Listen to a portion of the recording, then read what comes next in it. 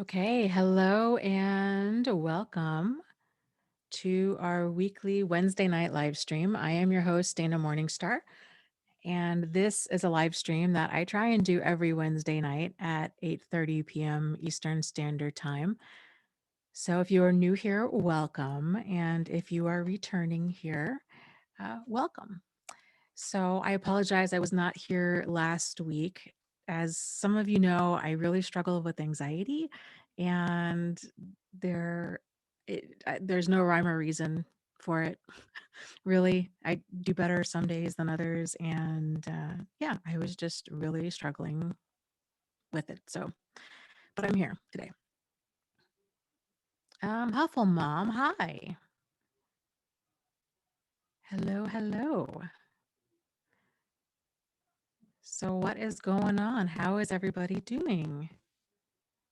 UNA says is here. Hello. Butterfly is here. Mystique. Oh, UNA, thanks. Says hugs. Yeah, you would think that I do these live streams. I do at least one every single week, and I have been doing that for about 5 years. And you would think that uh, the anxiety would not still be there, but it is. And it's frustrating because this is something that I want to keep doing. I feel it's important. Um, and the anxiety has gone down significantly, but it's I just wish it wasn't there. So Jeff is here. Hello. Stella, Gareth says good morning. Hello. Stella says this is her first live stream, so welcome. Yay. Absolutely. How's everybody's week going? Oh, I have an eyelash or something in my eye. Bear with me here. How's everybody's week going? Anything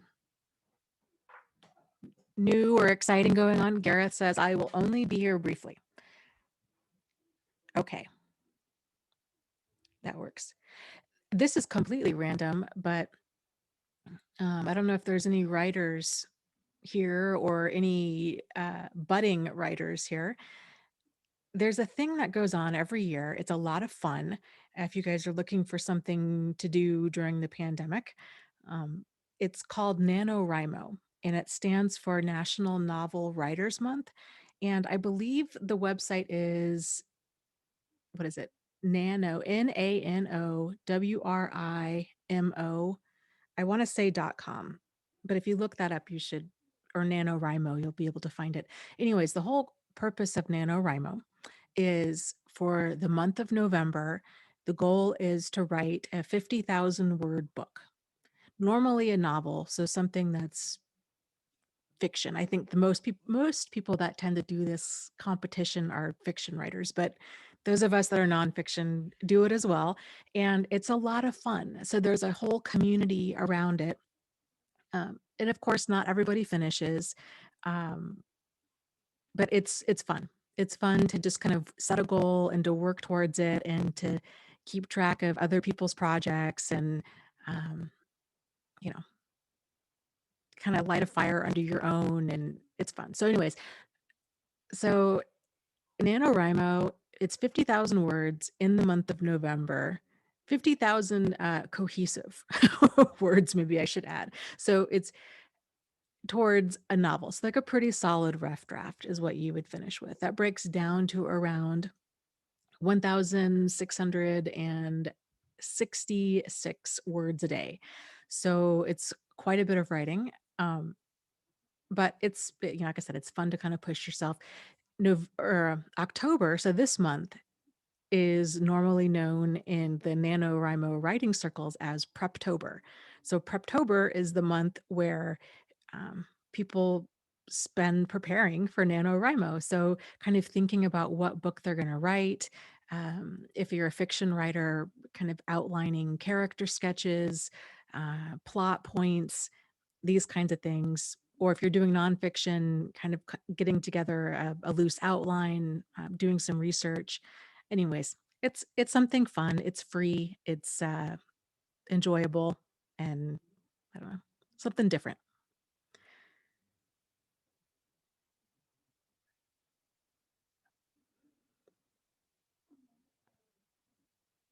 Stella, well, real quick, Huffle Mom says, I like writing, but writing on a deadline is too much for me. Yes, it can be pressure. Um, you know, it's really how much pressure you make it. So I'm a writer. I've never successfully completed a NaNoWriMo because I have all of these different projects that are bubbling in my head, and I tend to write in fits and spurts, and I switch projects midstream. So that's its own source of frustration, but it it's kind of fun knowing that there's other people like doing writing sprints, and uh, there is still forward momentum happening. It might not be for me in one book, but there's still something happening. So you might see that on YouTube. If you're into like the whole kind of writing community, a lot of people have been going, well, even before NaNoWriMo, people are doing like live writing sprints where it's just to kind of hold themselves accountable. So they'll just do a live stream while they're sitting there typing, and you know, just kind of butt in chair time, which is the only way books get done. Okay. Stella says, Dana, I got 25 voicemails from um, my narcissistic ex. They were so mean and hurtful. He says, everyone hates me. He is going to expose me, sending my photos without makeup to random male friends saying I'm fake. Oh, well, he just sounds like a jewel.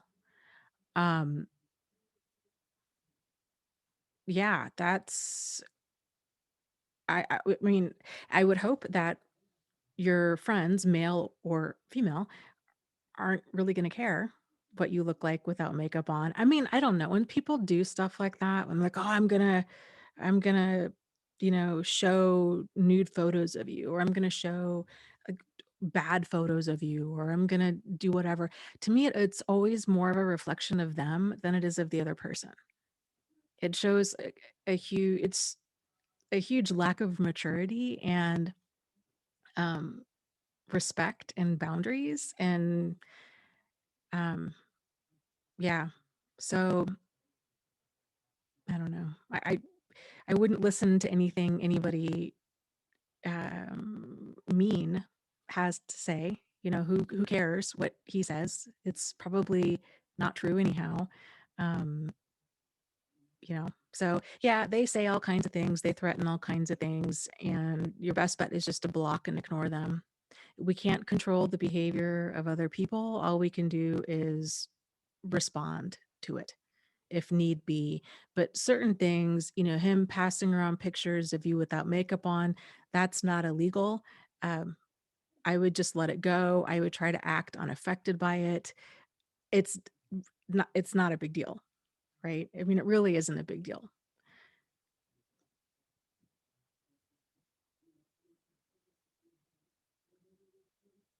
So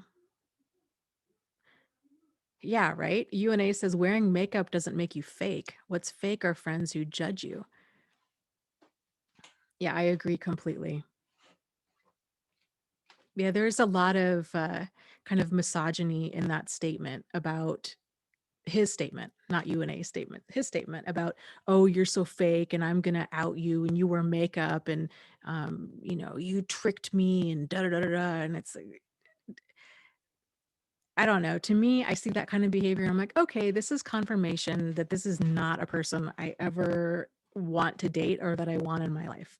Like, that's outrageous. Give me a break. So, yeah.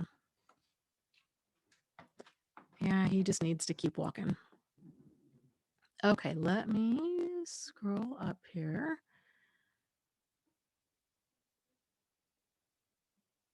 Corey asks, okay, after I discarded him, I became hypervigilant. How do I overcome my fear of retaliation or revenge? Well, I think first and foremost, we need to figure out how realistic this fear is. So if this person is dangerous, or has the potential to be dangerous, and you live nearby, then this fear might be well placed. If you've moved across the country and you know this person barely can scrape enough together to pay rent, like they're not going to, the odds of them coming to get you are slim to none. um so yeah, so I guess that would be the first place to start, is how accurate, what is the likelihood of this person doing something. And if you are still in the same area, um and there is justifiable reasons for you to be concerned about your safety, then thinking about, okay, well, what can you do? Thankfully, we live in the day and age of cameras. So getting cameras on the outside of your house, you can get them. And I would encourage people to do this anyhow. Um, Getting them for your house, getting them for your car, front and back of your car, that are motion sensor. A good set of cameras for your car is probably going to run, here in the US, maybe right around $250 for night vision, 4K, front and rear cameras that are motion sensor for your car. Outside, you know, you could probably get a setup for, I don't know, 3 to 500. It's not cheap, but the peace of mind that it provides, and the hard evidence that it also provides, if need be, not even just for this specific person, but for any incidents ever, for any accidents that might happen, for any car accidents, for any um, issues that might happen with neighbors on your street, you name it. This cameras are a really good investment. And then Gareth was saying, yeah, go and buy pepper spray, protect yourself.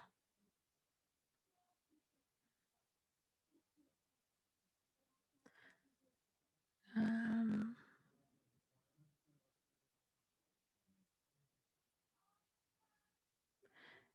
let's see here. Let me scroll up here. Yeah, personally, uh, I recommend bear spray. So bear spray is, I should bring my bottle down here so you guys can see it. It's big. It's like the size of a can of hairspray, and the distance on it is significant. I mean, it's like a good, I would think at least 20 to 30 feet, because pepper spray, it's something, but I think more often than not, it tends to be a false sense of security. You got to get right up near somebody, like within a good 5 to 7 feet, to spray them. And frankly, that should absolutely be a last resort. You really don't want to be in a situation where an attacker is able to get that close to you. So ideally, the kind of the best defense is a good offense, kind of a thing. So we can ideally stay away. If if there's suspicious activity, we're able to completely avoid it, not keep doing what we're doing and then think, okay, I'm safe because I have pepper spray on me. um, Bear spray, and that's illegal in some places, just FYI, but check your local laws and then do what you will. But bear spray is great because it will drop a charging bear. And that's what I want. I want something that is going to drop a very angry, aggressive human being that is a good 200 pounds. I'm not messing around. So, just some thoughts. There's also wasp spray out there. That stuff has a good shooting distance, and is, you know, relatively inexpensive. It's a couple, I don't know, like $5 or so a can. You can keep multiple cans around your house.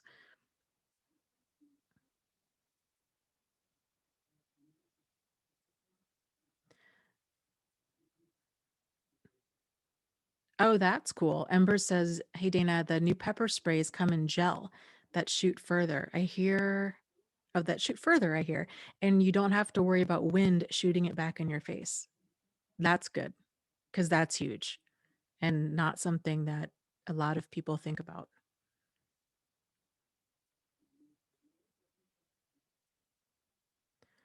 Um, oh, thank you, Jack. You said, Dana, consider checking your mic. We're getting crackling.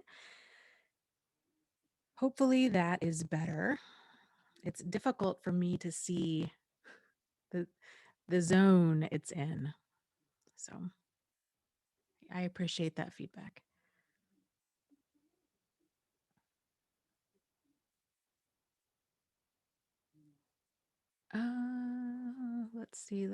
Let's see.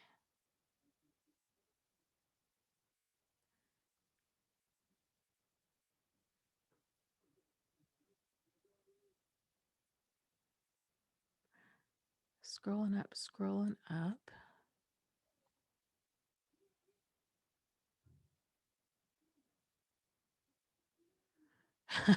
uh, let's see. Gareth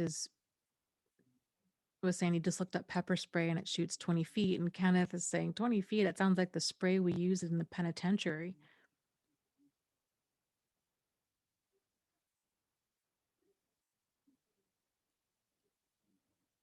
Yeah, yeah.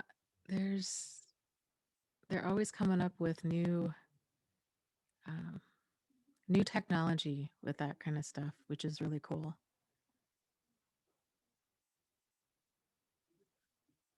Mystique is saying wasp spray is great.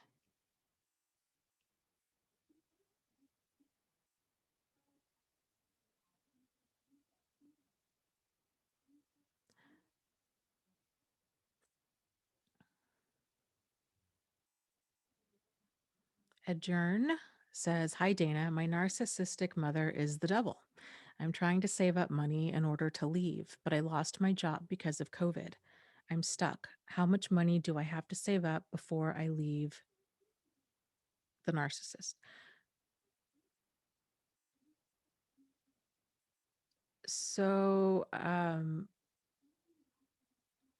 I guess there's a couple different things. Have you applied for unemployment?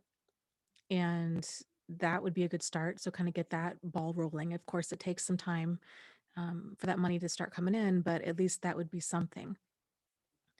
The second thing I would encourage you to do is contact well, I'm assuming you're 18, and I'm also assuming that you're here in the US. So if either one of those assumptions is incorrect, let me know. Um, but assuming that those are correct, then I would encourage you to contact a local domestic violence shelter and let them know that kind of your situation and that you're needing to get out. So staying at a shelter is a possibility. Um, and that way, you could potentially work and live there rent free, and save up money. If you have access,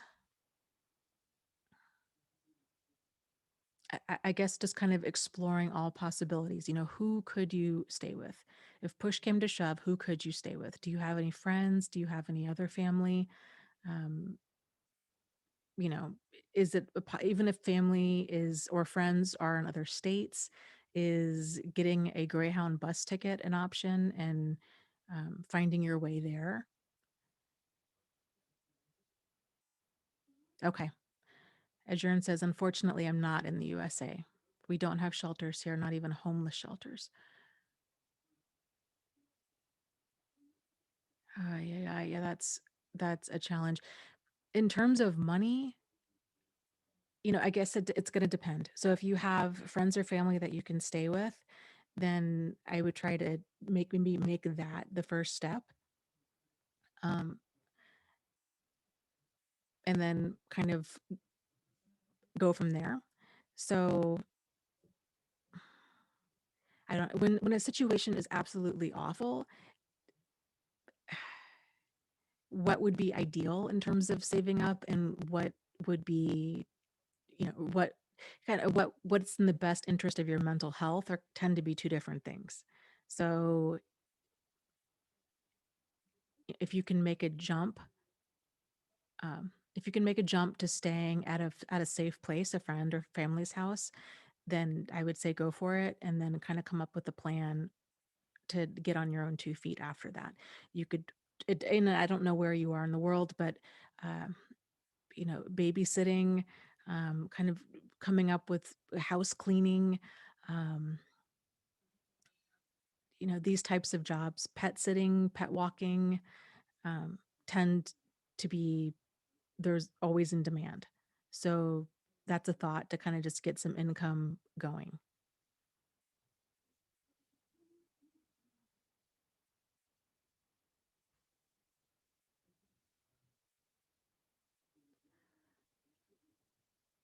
Um, Stella says, Dana, my ex called me the narcissist and he used the words gaslight.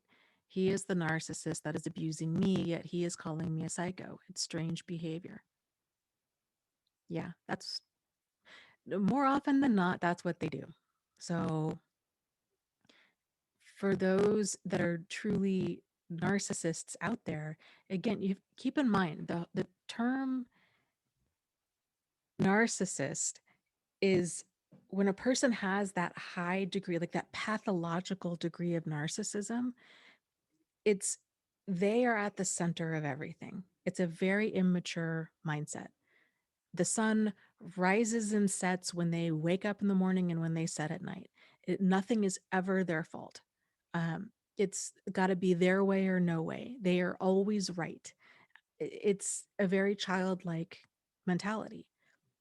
So when a person has that mentality, when anybody has that mentality, right? If we go into something thinking, yes, I am 100% right, and they're not open-minded, they're not flexible, they don't have the ability to negotiate or work as a team or like uh, handle conflict or even handle uncomfortable emotions or handle the possibility that they might be wrong, then the only alternative for them is to then justify their actions. And they do this in a wide variety of ways that's deeply problematic. So you'll see a lot of denial, you'll see a lot of rationalization, you'll see a lot of, um, uh, you know, um, defensiveness, you'll see a lot of projection, um, blame, all kinds of stuff. And it is really wild. It is absolutely wild when you're like, this cannot be happening. So this person does something completely outrageous. Let's say they steal money from you, right? Or they cheat on you. They cheat on you. That's a pretty common one I think a lot of people encounter. They cheat on you, you catch them, they get upset, they spin it around that you're the one that can't be trusted, and uh, that you're so mean and horrible because you won't give them a second chance. It's outrageous. They steal money from you. It's the same thing. They blame you for being abusive to them.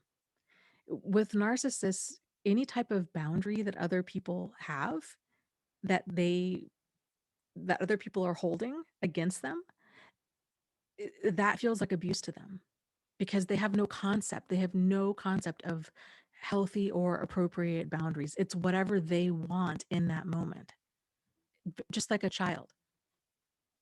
And they feel justified to behave in whatever way they feel in that moment, like a child.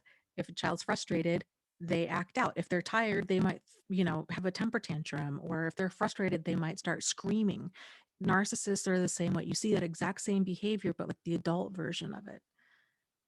They cheated because um, for whatever reason, you worked too much, you didn't work enough, you dressed too sexy, you didn't dress sexy enough, you whatever. It's excuse, excuse, excuse. They yelled at you because you forgot to buy bread at the store. They, instead of realizing, yeah, you might feel a certain way. We all feel a certain way. That's fine. You can feel frustrated or angry or however you might feel, But that line there that separates mature behavior from immature behavior is how you handle those feelings. So a mature person is going to realize I might feel frustrated and angry and upset, but I'm still going to contain myself. I'm not going to lash out and berate or belittle or demean another person because I'm upset with them. Whereas a narcissist tends to do that, and they think that they're in the right. So it's absolutely, again, it will set you free when you really make that conscious decision to just kind of suffer no fools, basically. When you see that deeply immature behavior, instead of trying to argue with it or to uh, explain it to them or any of that, to realize, oh, this is a bunch of nonsense. I need to go.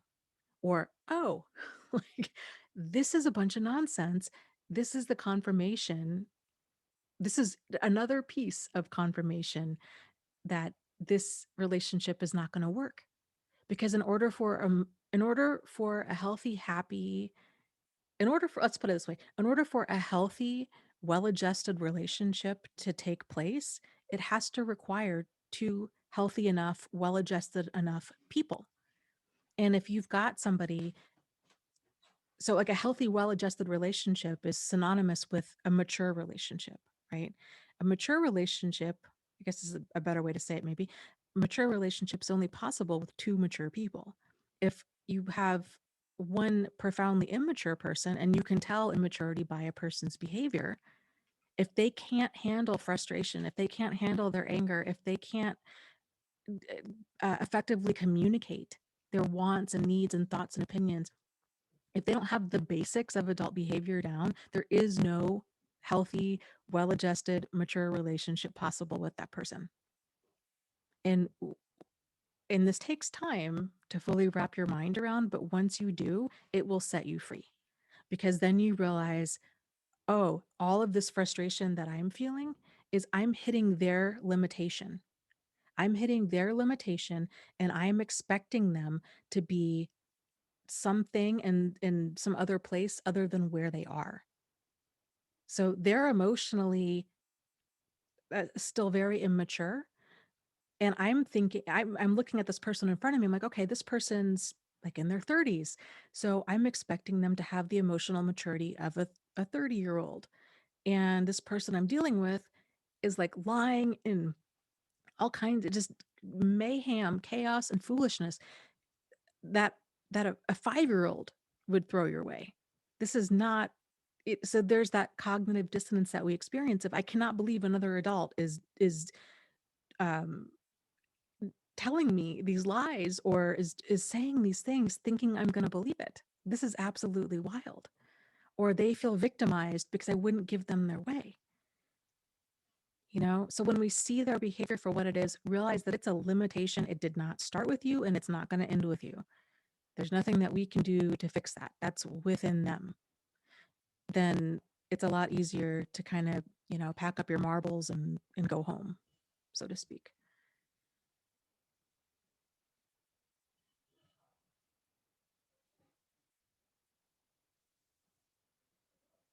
Yeah, and too, people, they're talking about being verbally abused by them and so on, realizing that you don't have to stand there and take it. You really don't.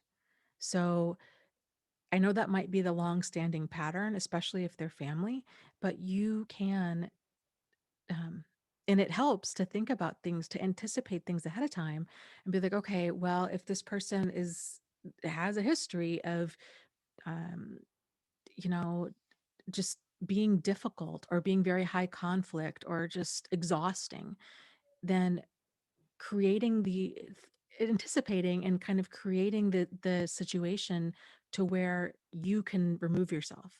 So for example, instead of having Christmas dinner at your house, let's say this difficult person is family, you can't leave your house, right? I mean, you can, but it's difficult. You have to kind of get company to leave. That's a lot more difficult if you have a high conflict person that's coming over who, there's pretty good odds that they're going to ruin Thanksgiving, right? Or whatever it might be. So instead of hoping and praying that this year is somehow going to be different because you just hope that it will be, instead of doing that, anticipating, yeah, okay, they're probably going to get drunk, or they're probably going to pick a fight, or something's going to happen, because it always happens, or it happens, 8 out of 10 times. And instead of having that, blow up in your kitchen or in your living room, going to their house for Thanksgiving, or not inviting them, or going somewhere else, or saying, hey, we're going to go to multiple houses this year, or let's meet at a restaurant. Some change the dynamic, realizing what do you have control over and what do you not have control over. You don't have control over their behavior. You do have control over yours. So set the dynamic up to where it's a set yourself up for success, is what I'm trying to say here with these kinds of difficult people. If you're in the middle of a divorce, let's say, or not even in the middle of a divorce, let's say you have this divorce has been ongoing for years and you have a child with this person, and they are absolutely just hateful and horrific to you, but you feel like, oh, well, I've got to keep contact with them because we have a child together and we share custody. You have to have some degree of contact, but you don't need to sit there and listen to that. So there are apps that the court can use, that the court can mandate that you use, that are third-party apps, that all communication goes through that. And of course, they're going to throw a fit. Oh, you got to go do this. And why can't you be mature? Why can't you just talk to me? Blah, blah, blah. And that's where all of this kind of, mind effery comes into play, is when they spin things around and make it seem like you're being immature, you're being unreasonable, all of that. And this is why having a healthy sense and set of boundaries is so vital. So you can stand your ground and be like, I'm not going to be talked to like that. And because you can't talk appropriately, or you seem to have no boundaries as far as what's appropriate and inappropriate, we need to use this app. You don't have to agree with it. Like, you just need to use it. So, like, this isn't up for agreement. This is what we're doing from now on, kind of a thing. Oh, yeah, these people are absolutely exhausting and can be terrifying. So, okay, Jack is saying, "Oh, my sound adjustment. Is it better now, or is it still off? I turned it down a little bit."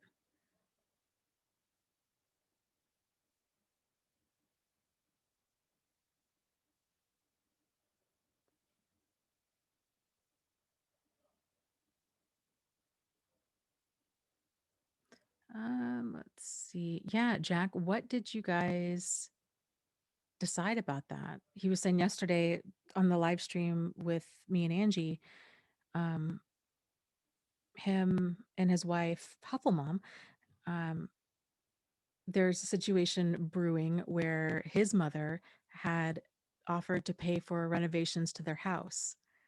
But it's a very tense dynamic. I will be curious to see how you guys navigate that.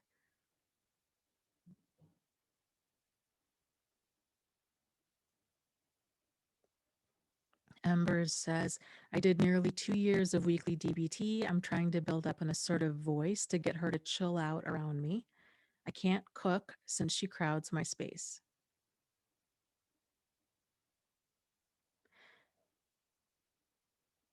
Okay, and I guess here's kind of my 2 cents to that. The challenge with that might be is you're trying to control her behavior still. So the phrase, I'm trying to build up an assertive voice, awesome, good job. That's important, to get her to chill out around me. we don't have control over your mother finding her chill. Like that may never happen. So, but you can control how you can keep your own chill when she's around. So Embers says, yeah, I can't cook since she crowds my space. And if we're talking about like holiday meals or something, then thinking about changing um, changing our dynamic with a person to the point of we're keeping our mental and emotional health at a priority, a top priority, which is redundant, but yes, we're keeping it first and foremost. So what would need to change in order to make this situation enjoyable? Maybe that means not cooking every single night. Maybe this means um, maybe that means on when she's working, uh, or she's going to leave the house, that you do meal prep and you, I don't know, boil pasta, you do you know cut up vegetables, you kind of prep some quick things to where all of that's done ahead of time, that you're in and out of the kitchen in like 5 minutes.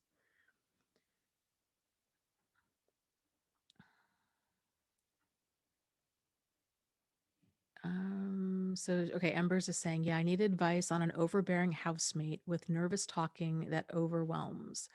Her OCD and ADD triggers my CPTSD. Her babble is like a chihuahua on crack. She talks over my ear pods and bugs. Yeah, that is challenging.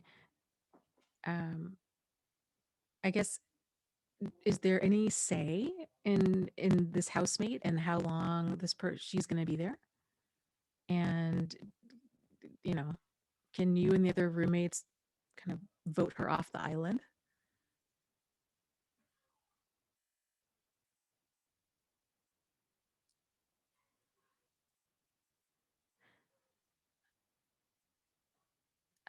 Let's see. Spiritual goddess says, Dana, I hope you see my question. Let me.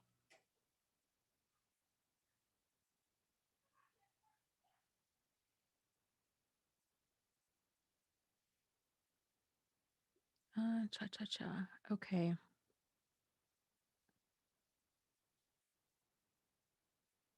I'm scrolling up here so I can get the full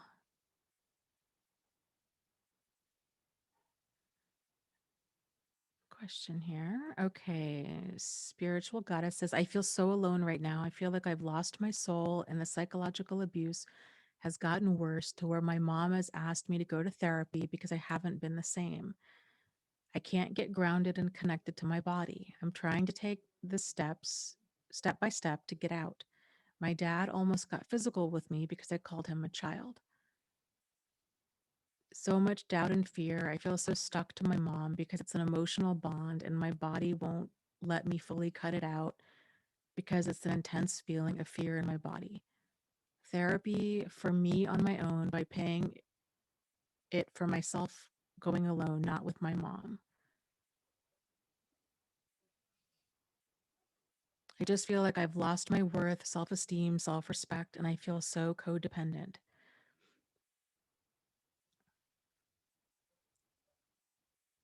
Um,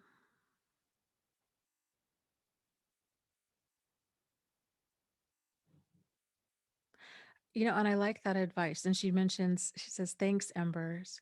Embers mentions, I feel for you. And sometimes when I'm lacking a characteristic I need to develop, I call in a goddess with that attribute to open up opportunities. So there's um, kind of a similar practice. It's not necessarily calling in a goddess, but it's the whole kind of acting as if. So I want to say it was in Napoleon Hill, his book Think and Grow Rich. It was. And he talks about having a round table of people, of kind of um, like your power team, I guess. So thinking about different people with different attributes that you admire in them. So maybe one person is kind of, maybe you have Maya Angelou, who's very strong and just very eloquent and articulate. Maybe you have, um, I don't know, Einstein, who was creative and just had that natural sense of curiosity about the world. Maybe you have, uh, I don't know, Madonna. She very assertive and just doesn't take any flack.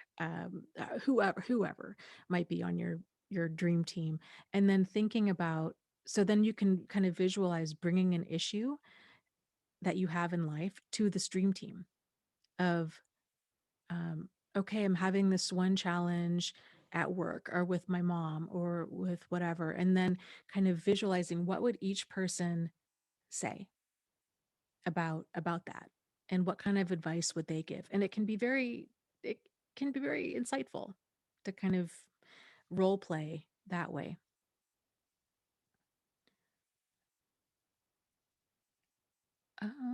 As far as, okay, so, and I guess to kind of back to answering your question, if you're in this very toxic dynamic, and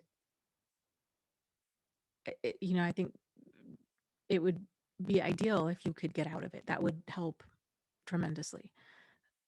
So I guess first and foremost, is that a possibility?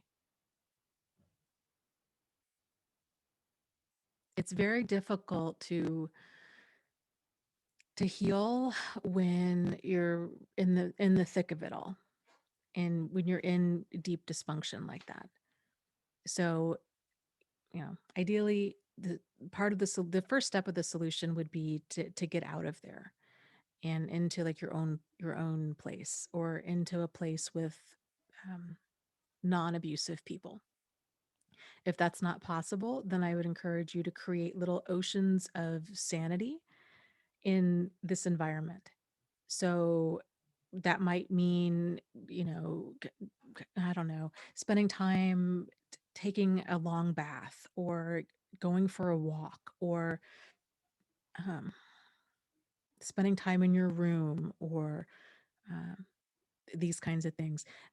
I would encourage you to focus on becoming stable before you work on the getting like your self-esteem, self-respect, and other things back. The first step is just stability.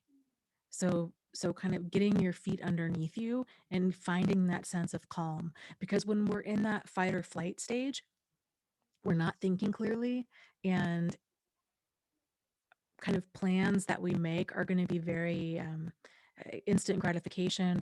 They tend to not be real like long-term solution oriented plans.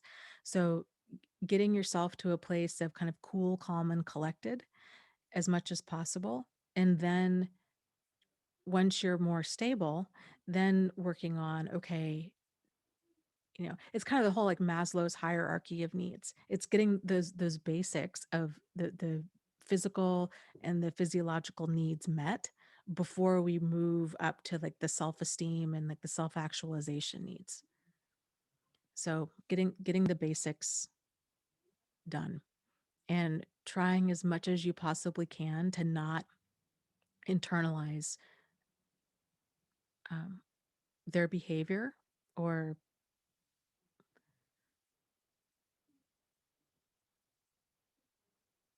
okay, spiritual goddess is saying, yes, I have dark thoughts that say God is punishing me, but I realize that I'm having all these running voices in my head that are the voices of my mother, and my mindset feels like it's hit rock bottom. I'm going to rent a U-Haul this weekend. Okay. And I guess I would ask you too, what is the self-talk that follows that? So you have these thoughts that, okay, well, God is punishing me. And then what? Then what are you telling yourself, or what's kind of happening? Because that's going to be significant. So, it might help, and it oftentimes does help. So when we're consciously aware of, oh my gosh, I'm having these thoughts, like this one, oh, God is punishing me, and this is the only reason for this, kind of realizing, okay, these are some disempowering beliefs and some kind of faulty thinking. So seeing the kind of the faulty thinking for what it is, and then being able to take it apart and then reassemble it into a more um, um, empowering um, empowering thoughts. So thank you. Limited beliefs. That was the word I was looking for. Yes.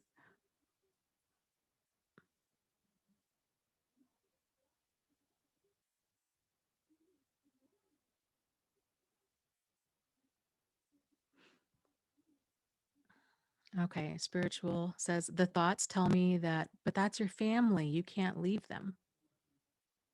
And I fight back. Okay. And so maybe a response to that voice of the, oh, well, it's your family, you can't leave them, is, the reality is, the truth is that there's a middle ground there. So the solution doesn't have to be so black or white. It doesn't have to be, oh, I either stay with my family and get abused, or I leave them and completely cut off all ties. The middle ground there can be, I can have limited communication with them in a safe way where I have boundaries. That's I mean, that's reasonable. So, yeah, how does that feel? Kind of finding a middle ground like that.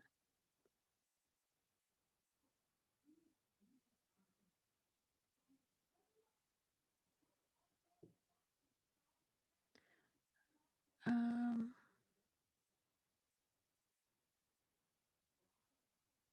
let's see. Spiritual says, I have thoughts that tell me it's wrong and it's my fault and it's my duty to be there for my parents because I truly feel it's my job to be there and I feel responsible.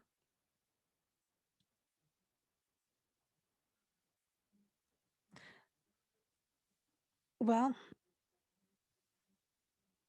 even if even if you wanted to be there, even if you wanted to help out, it's still um, boundaries aren't something to punish other people. They're there to protect you. Think of your boundaries as part of your impairment prevention plan. So they're absolutely necessary. Let me give you an example, okay? So before I was doing all this, I was a nurse, okay? And I did different types of nursing. I was a psychiatric nurse for quite a while. I did hospice nursing. And with nursing, there's a lot of people that go into that field who think our job is to be there 100% for everybody else. It's to basically fall on our sword. Wherever we're needed, we're there. We work long hours, our feet hurt, our backs give out. We give and give and give. And that is not healthy and that is not accurate. So boundaries, no matter what, even if it is your job to take care of other people, boundaries are still really important, because if you can't take care of yourself, then you can't take care of other people. And one of the things I like so much about working more in mental health is the focus on that we have an ethical responsibility to to do self-care and to set boundaries and to say no, and martyring ourselves. There's no value in that, and it's considered unethical, and I love that. I think that is absolutely the appropriate mindset to have.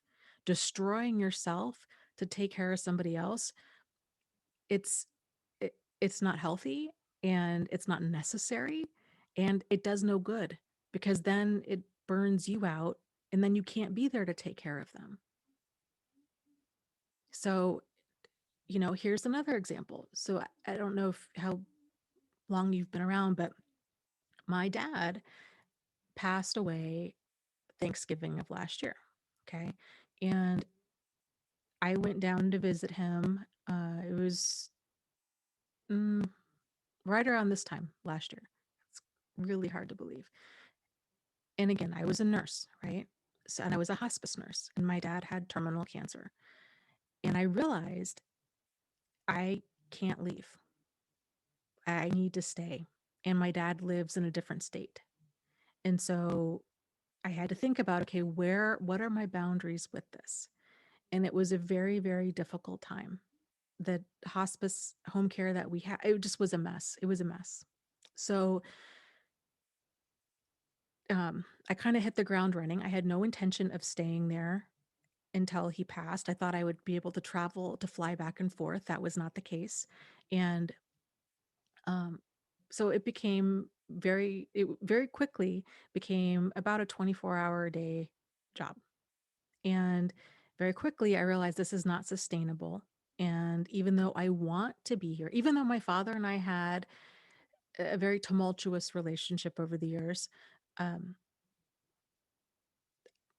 even still, um, I wanted to be there. And so I had I had to get sleep and I had to get some time for me. And so one of the ways that I did that is called a family meeting with my stepmother and my stepbrother and my brother.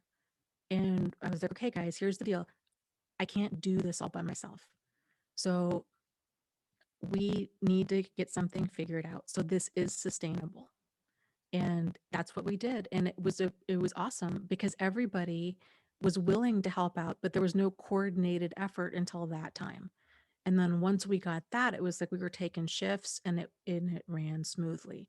So the point of all of that is, I guess, to just really reiterate that there might be this sense of obligation. Maybe it's cultural, maybe it's religious, maybe it's just, I don't know, um, because you're their child. I don't know where that's coming from. Maybe it's you want to be there to help out, but the dynamic, how it currently is, if it's not working, it's not working. So trying to push against that and deny that reality, that's what's causing you pain. So once you can, and this takes time, okay? This takes time. It took me a good 25 years like to really understand this concept, and I still struggled with it from time to time. Okay. So hopefully it won't take you that long. I think just being aware of it is incredibly helpful. But really realizing if this dynamic is not working, then something needs to change. Because if your whole goal is to be there and help them and to have this relationship with them, going about it in this relationship busting, super frustrating, um, way where everybody is feeling activated and there's abuse and there's all kinds of stuff going on, that's not the way to that's not going to work. That's not going to give you the result you're after, for sure. So then kind of going about it and realizing, okay, if this is my intention, if I want to be able to somehow be involved with my family or be there to support them, reverse engineering it. Okay, that's the goal. So let's work backwards from that, keeping in mind that it's always reasonable and appropriate to have your physical safety, your emotional safety a priority. If whatever plan you come up with, it one of those two is endangered, then it's not a good plan. We need to go back to the drawing board. So, okay, so how can you kind of keep this relationship or be supportive of your parents, but in a way that is not compromising to your physical or emotional safety? And the solution is seeing the situation for what it is and responding accordingly and changing the way you're going about things.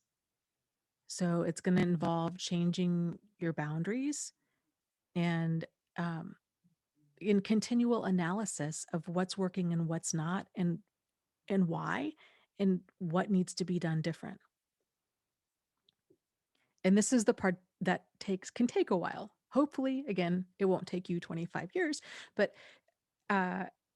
it can take a while. It's difficult to let go of the fantasy or the expectation of how things should be.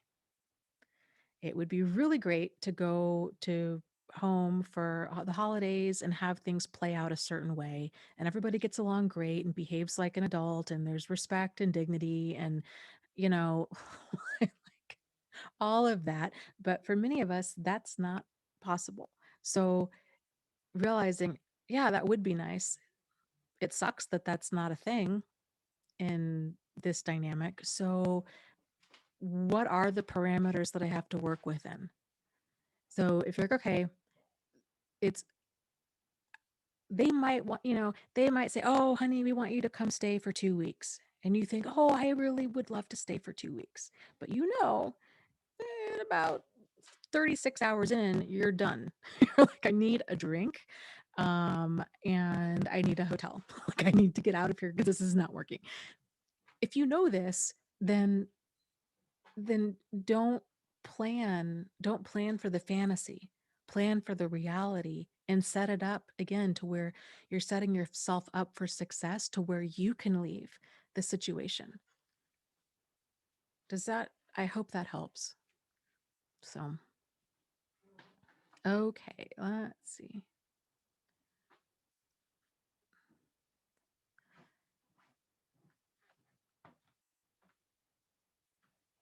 Uh,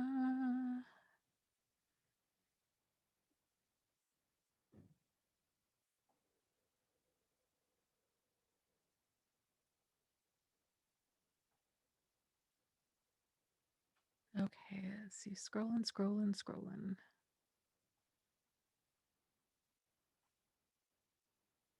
Okay, Fatima, hi, hello. Says, hey Dana, how do you deal with constant anxiety attacks and random panic attacks?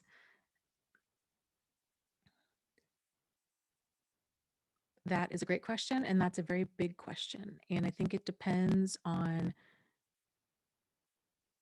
if this is a stimulus response type dynamic, or if the anxiety attacks and panic attacks are coming from um, they're kind of like a residual energy from previous events.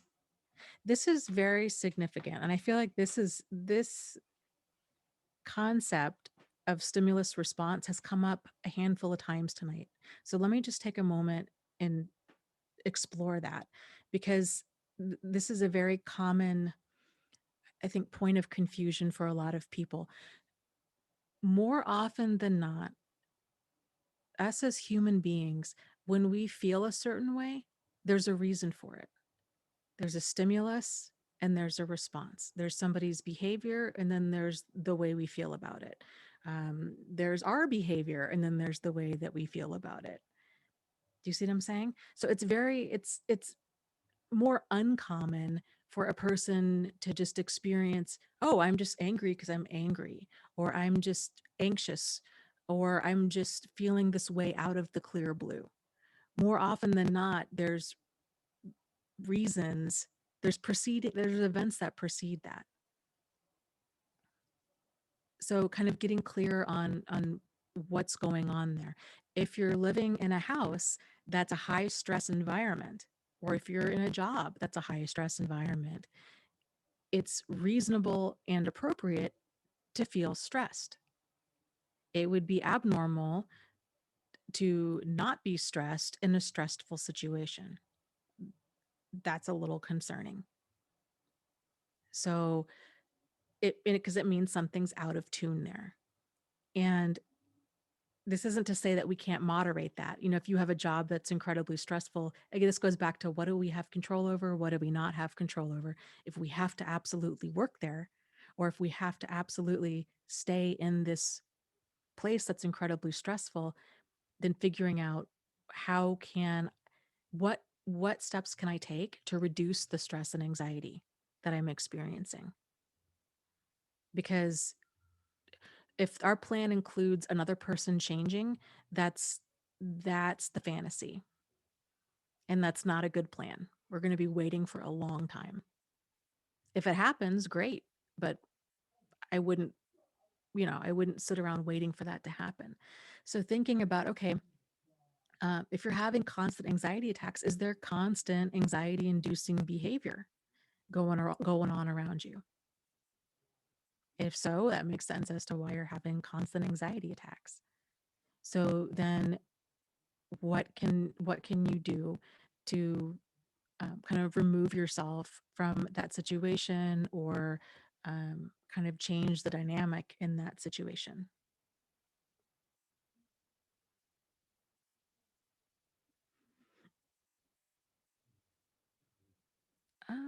Let's see here.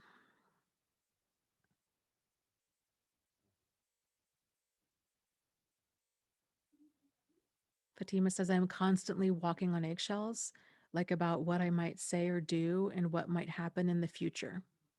These give me anxiety attacks. Okay.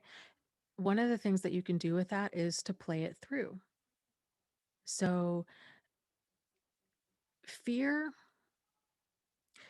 fear is one of these emotions that when we put a face to it, it it tends to dissolve.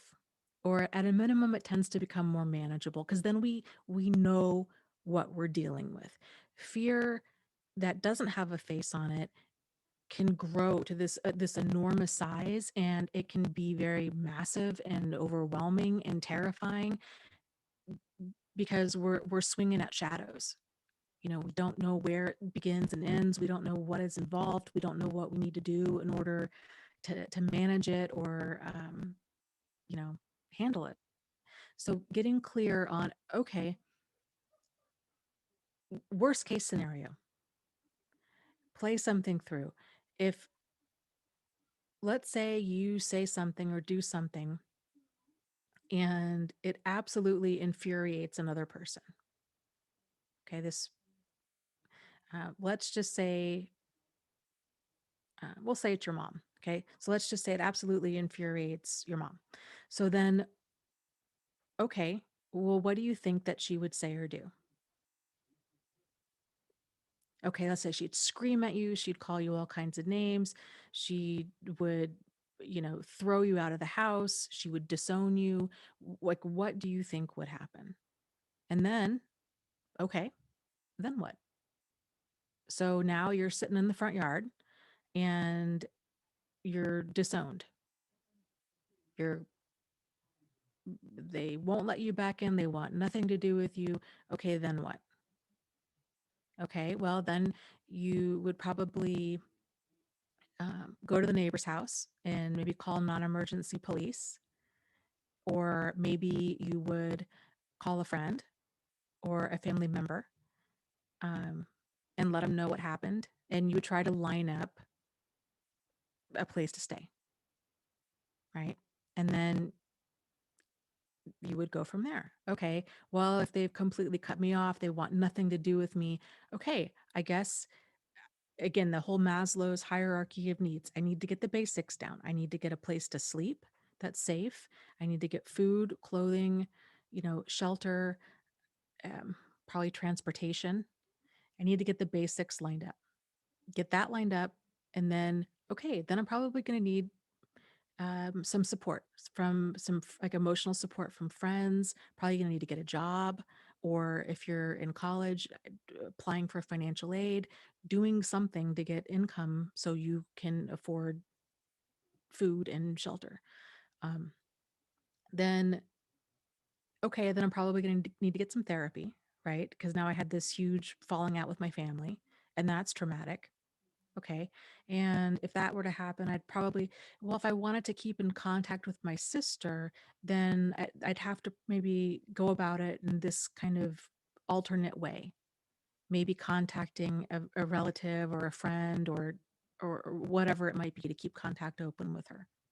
So, so thinking it through helps tremendously, because it tends to be that fear, that anxiety, it tends to be of the unknown. And once we realize, oh, okay, if that happened, um, I, even though it would be incredibly stressful and definitely not ideal, I could still handle this in some sort of way.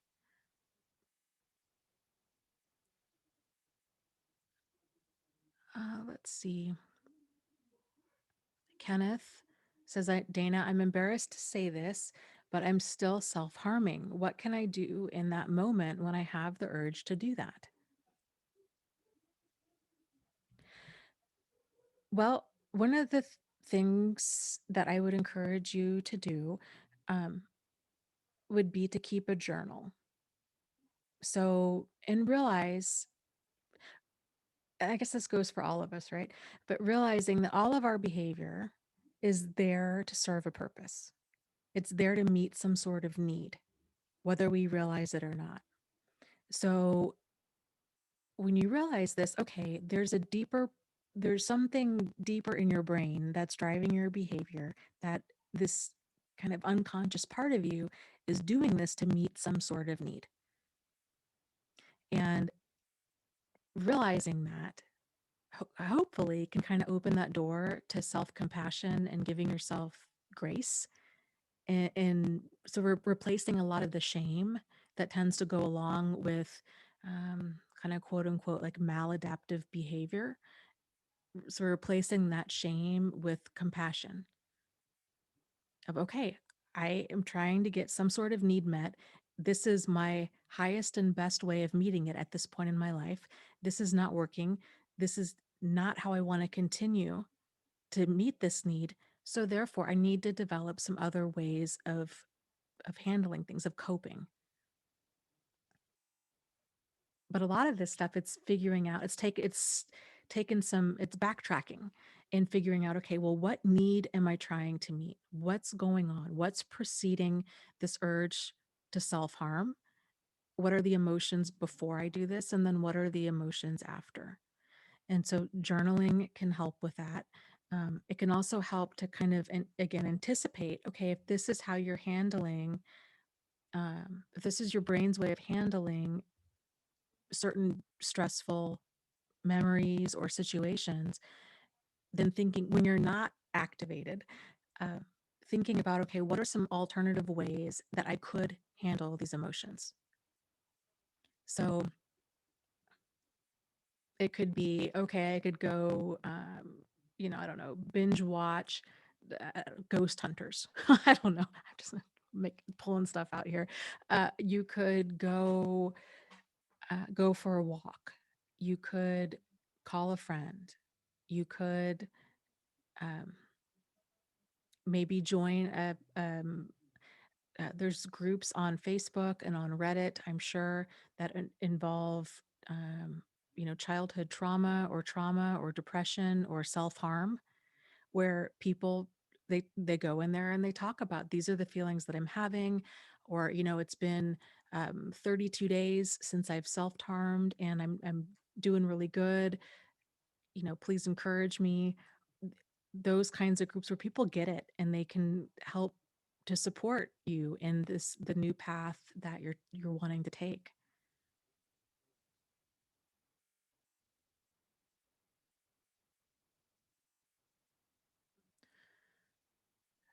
Okay, let's see.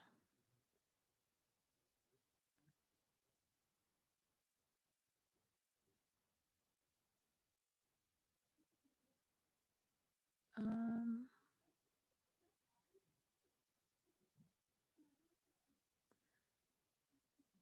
Jen says, thank you everyone in here. Apparently, I'm the only one that needs counseling per my toxic husband.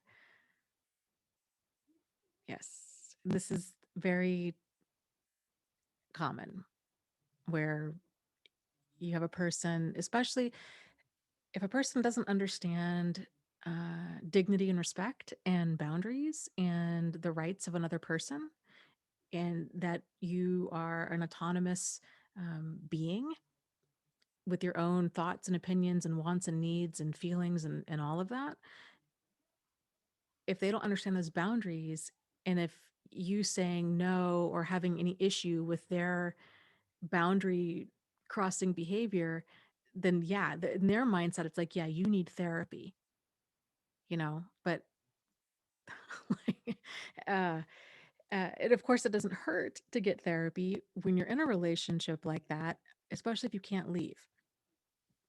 So, the part that we can explore in therapy isn't how do we turn ourselves into more of a pretzel to make this relationship work? How do we become okay with being mistreated? That's not a good use of therapy. Um, and hopefully you wouldn't have a therapist that tries to do that. But a good use of our time in therapy would be examining our own boundaries and standards and deal breakers and assertive communication style. Are we being passive aggressive, assertive, or aggressive? Um, kind of where is our self-esteem in this? And what is the kind of not in a blaming type way, but in an explorative type way of why are we in this relationship? Why are we still here? Is it because of religion? Is it because of children? Is it because we quote unquote love this person?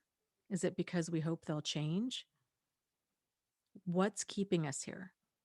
And getting clear on that. And then examining that.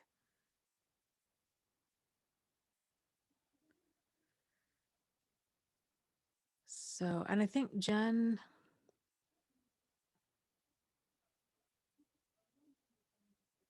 had asked if I have a book. Yes, I have a couple books, 4 or 5. I write a lot. So, yes, you can find all of my books and such on the internet. Just look up Dana Morningstar. You'll find them all. The most popular book I have is Out of the Fog. So that might be worth looking into. The Narcissist Playbook. Um, I like that book a lot. it, it's especially the last half of the book. The last half of the book is really talks about how to examine um, kind of personality traits within us that tend to be frequently exploited, how to there's kind of a big self-awareness component at the end of that book. And again, that's not from a place of self-blame. You guys know I've lived this. That would be throwing, the whole throwing rocks in the glass house kind of a thing. So there's no blame involved. It's about realizing, okay, these people, there are really malicious, dangerous, hurtful people out there, and that are incredibly manipulative. Kind of here's what we're up against, and here's how we keep ourselves safe, basically. And Jen says, Dana, you're describing him to a T. I go to counseling, but it gets to the point where they want to meet him and dead end. Yeah. So, and again, this is kind of the theme for tonight, but going back to, okay, what do we have control over? We only have control over ourselves. We don't have control over other people.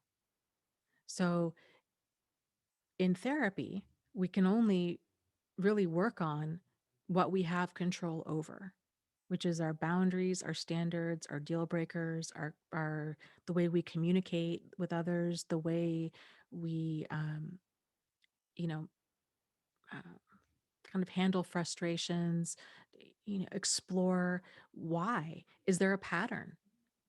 Do you have a pattern of staying in less than nourishing relationships? And if so, exploring, well, why is that? Where did you pick up the message along the way that you needed to do that? So that's a good use of time in therapy. You know, venting venting can be a good use of time. It does help to be validated, for sure, but the work part of therapy involves that introspection of, okay, uh, what is What's driving my behavior, consciously and unconsciously? So, and the part that I mentioned about staying in less than nourishing relationships, I want to circle back around to that for a second here, because this is significant. One of the things that tripped me up for a very long time, and I think trips a lot of people up, is sometimes we're in a really awful dynamic with somebody. Maybe it's a parent, maybe it's a partner, maybe it's a friend. And we think, oh my God, this is so outrageous, so over the top. And we've never experienced anything to that degree before. And so then we think, oh, it's a fluke, right? Oh, there is no pattern here. This is a fluke.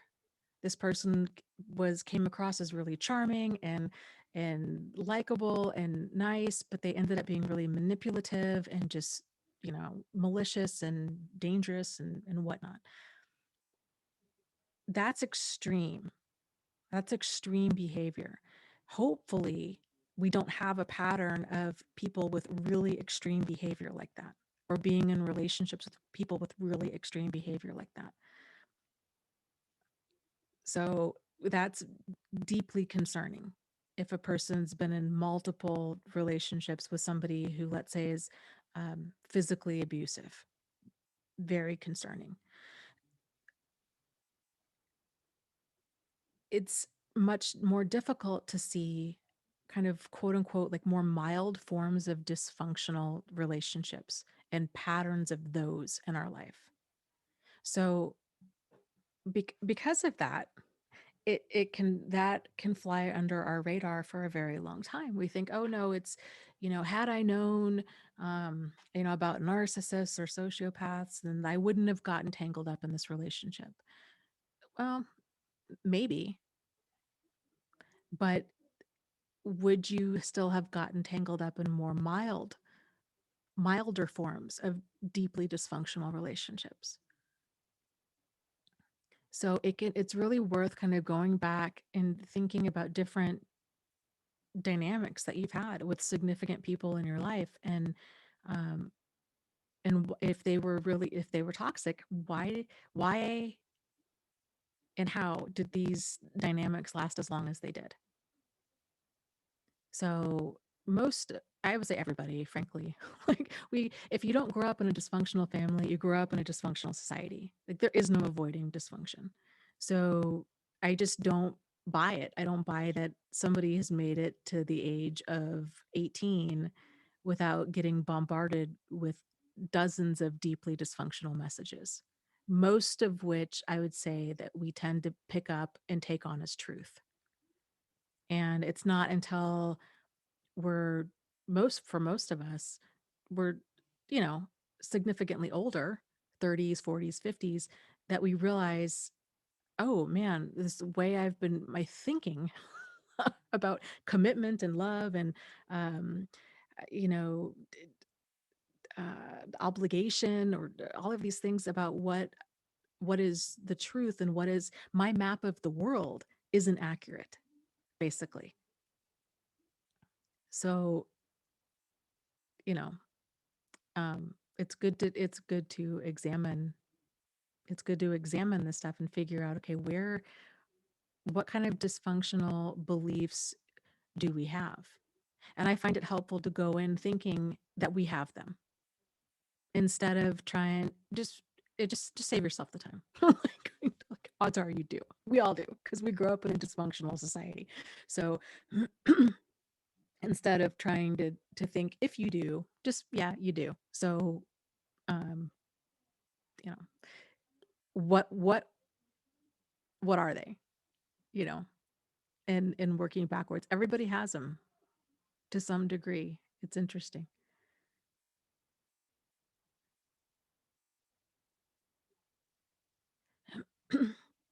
Daniel says, we learn how not to be too late in life.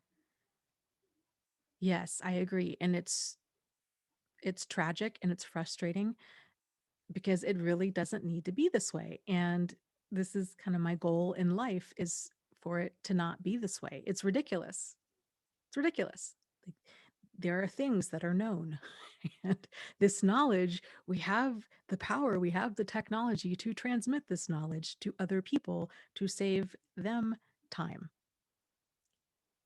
It's beyond frustrating to me as to why this stuff isn't more condensed and taught starting at a young age.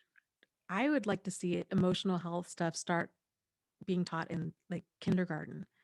But as terms of relationships, I would say like 5th or 6th grade. So yeah, it's significant.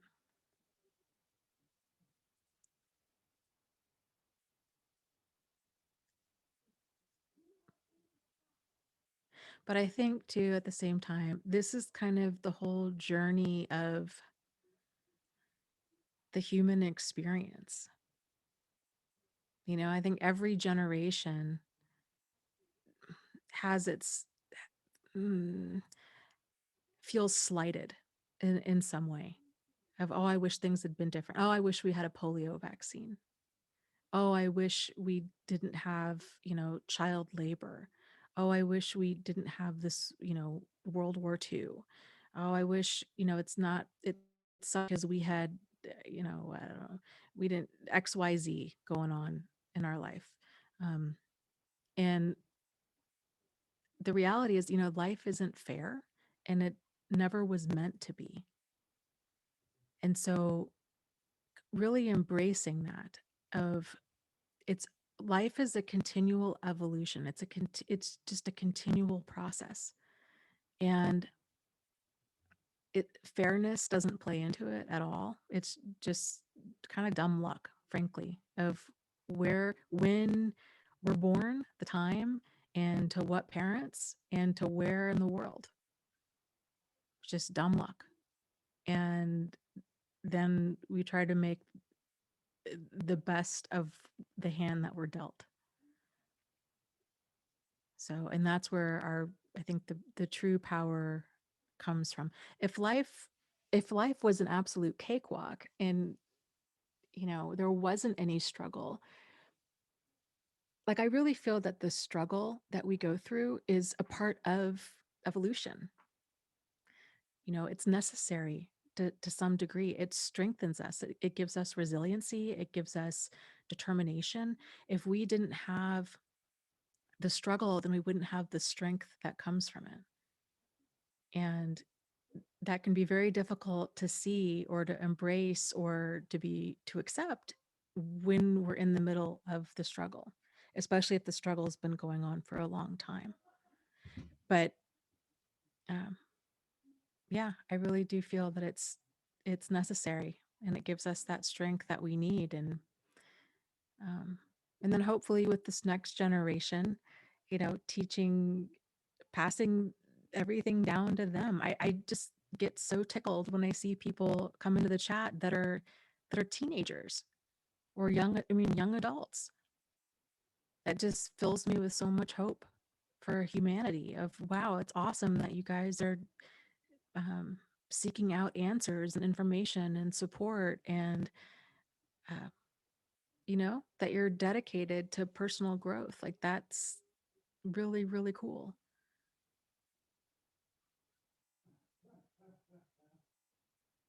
Well, thank you, Michelle. She says, I know I have grown and become a more well-rounded person from my horrible experience with your help. Well, I'm really glad that I could help, that I played some part in that. And Daniel says, I got dealt a bad hand in life. Yeah, there's quite a few people in here that did as well. And, you know, it's understandable and it is okay and it is appropriate to be angry and to be upset. It sucks. If something sucks, it sucks. There is no painting a rosy picture of it. Like it's okay. If you're upset because you had awful parents or you had awful experiences in childhood, that makes sense, and it's okay to be upset by that.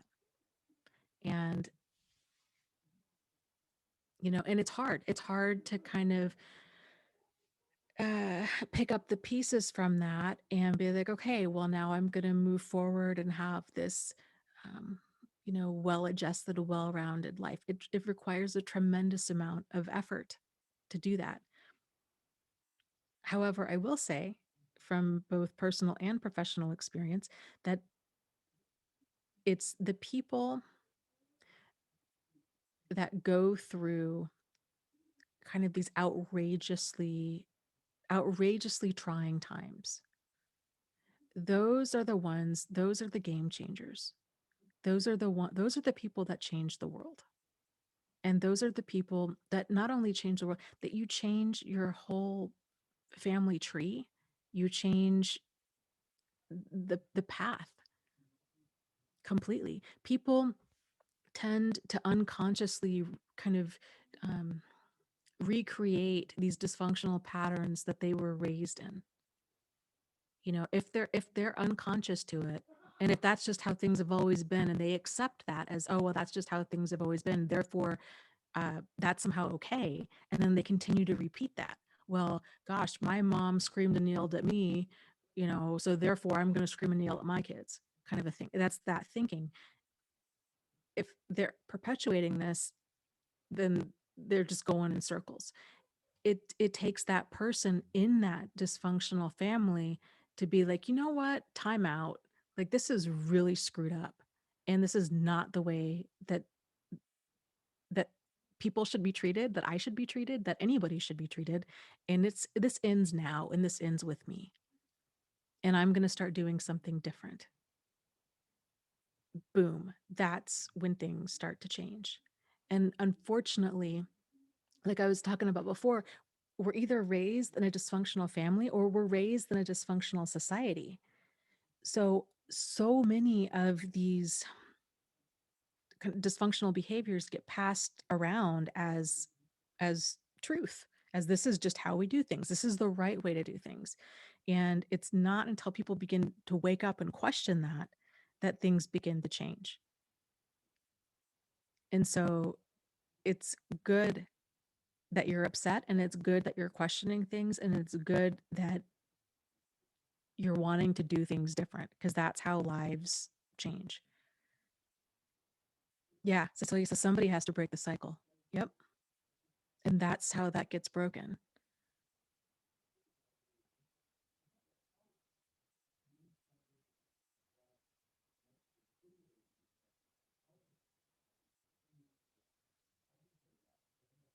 Let's see here. Let me scroll.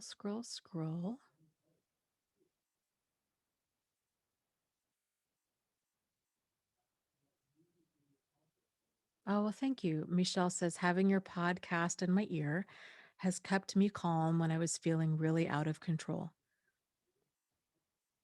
I'm really glad that, yeah, that my podcast has been able to do that for you. And I've talked about this before. It was absolutely game changing for me when I realized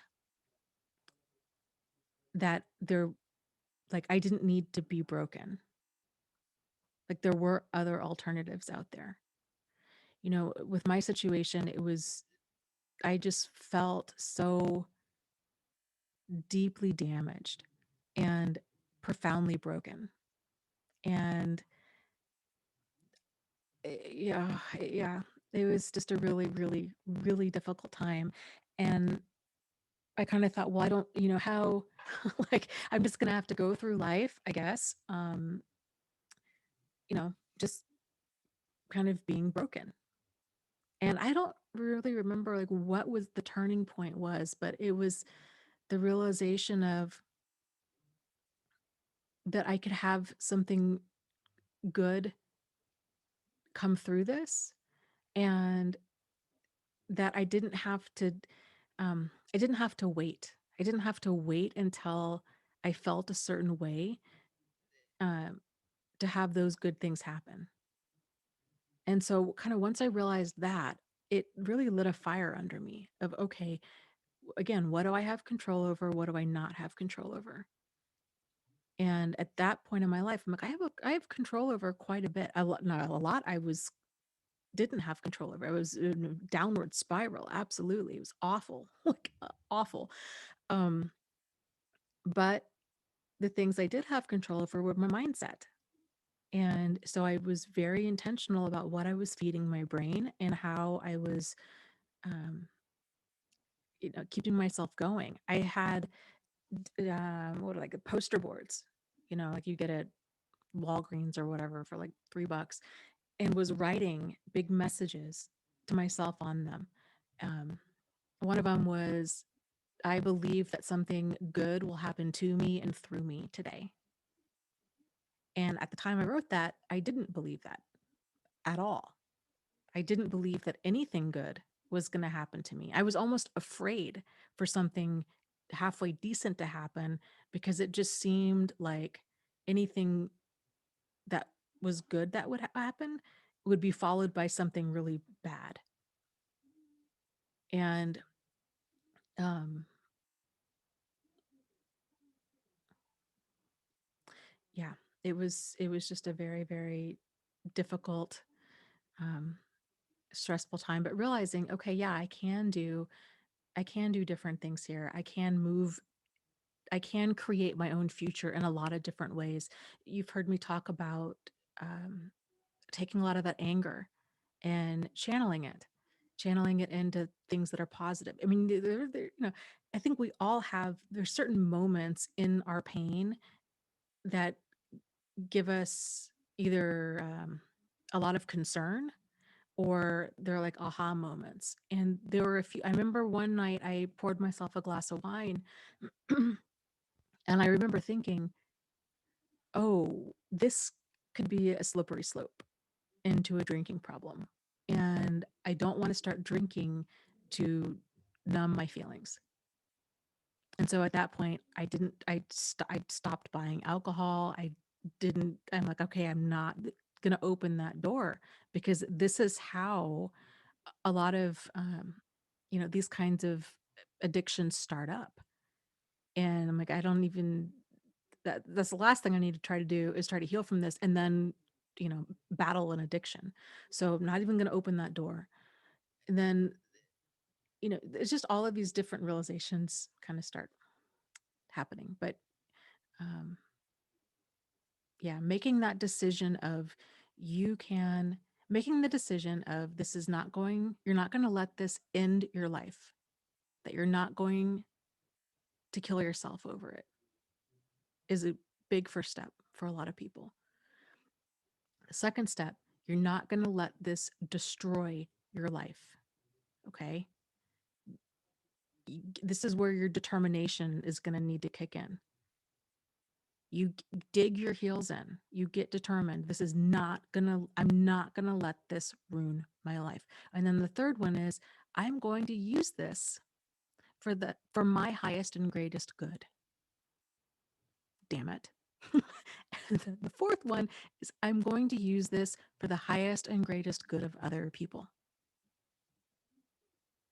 Those 4 steps are how you climb out of the hole. And it happens a step at a time.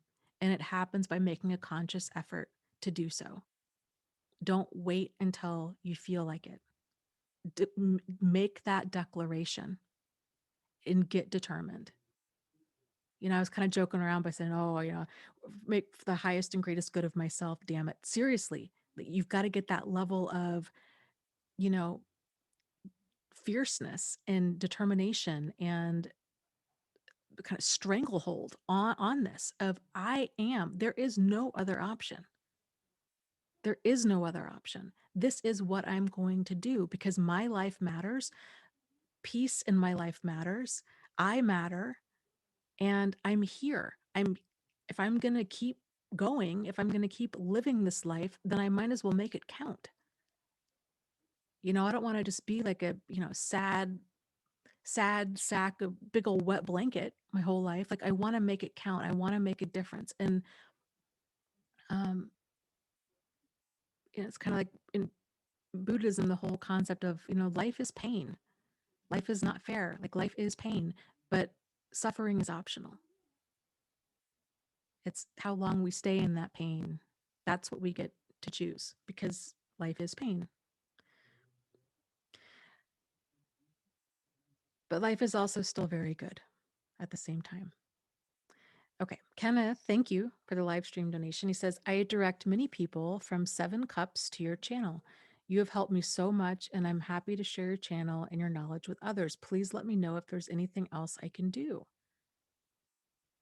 Oh, I really appreciate that. Nothing comes to mind as far as, frankly, everything that you guys do is awesome. Supporting each other in the chat, um, you know, being patient and understanding with me is, as I ride this learning curve with technology and with my own struggles, all of it.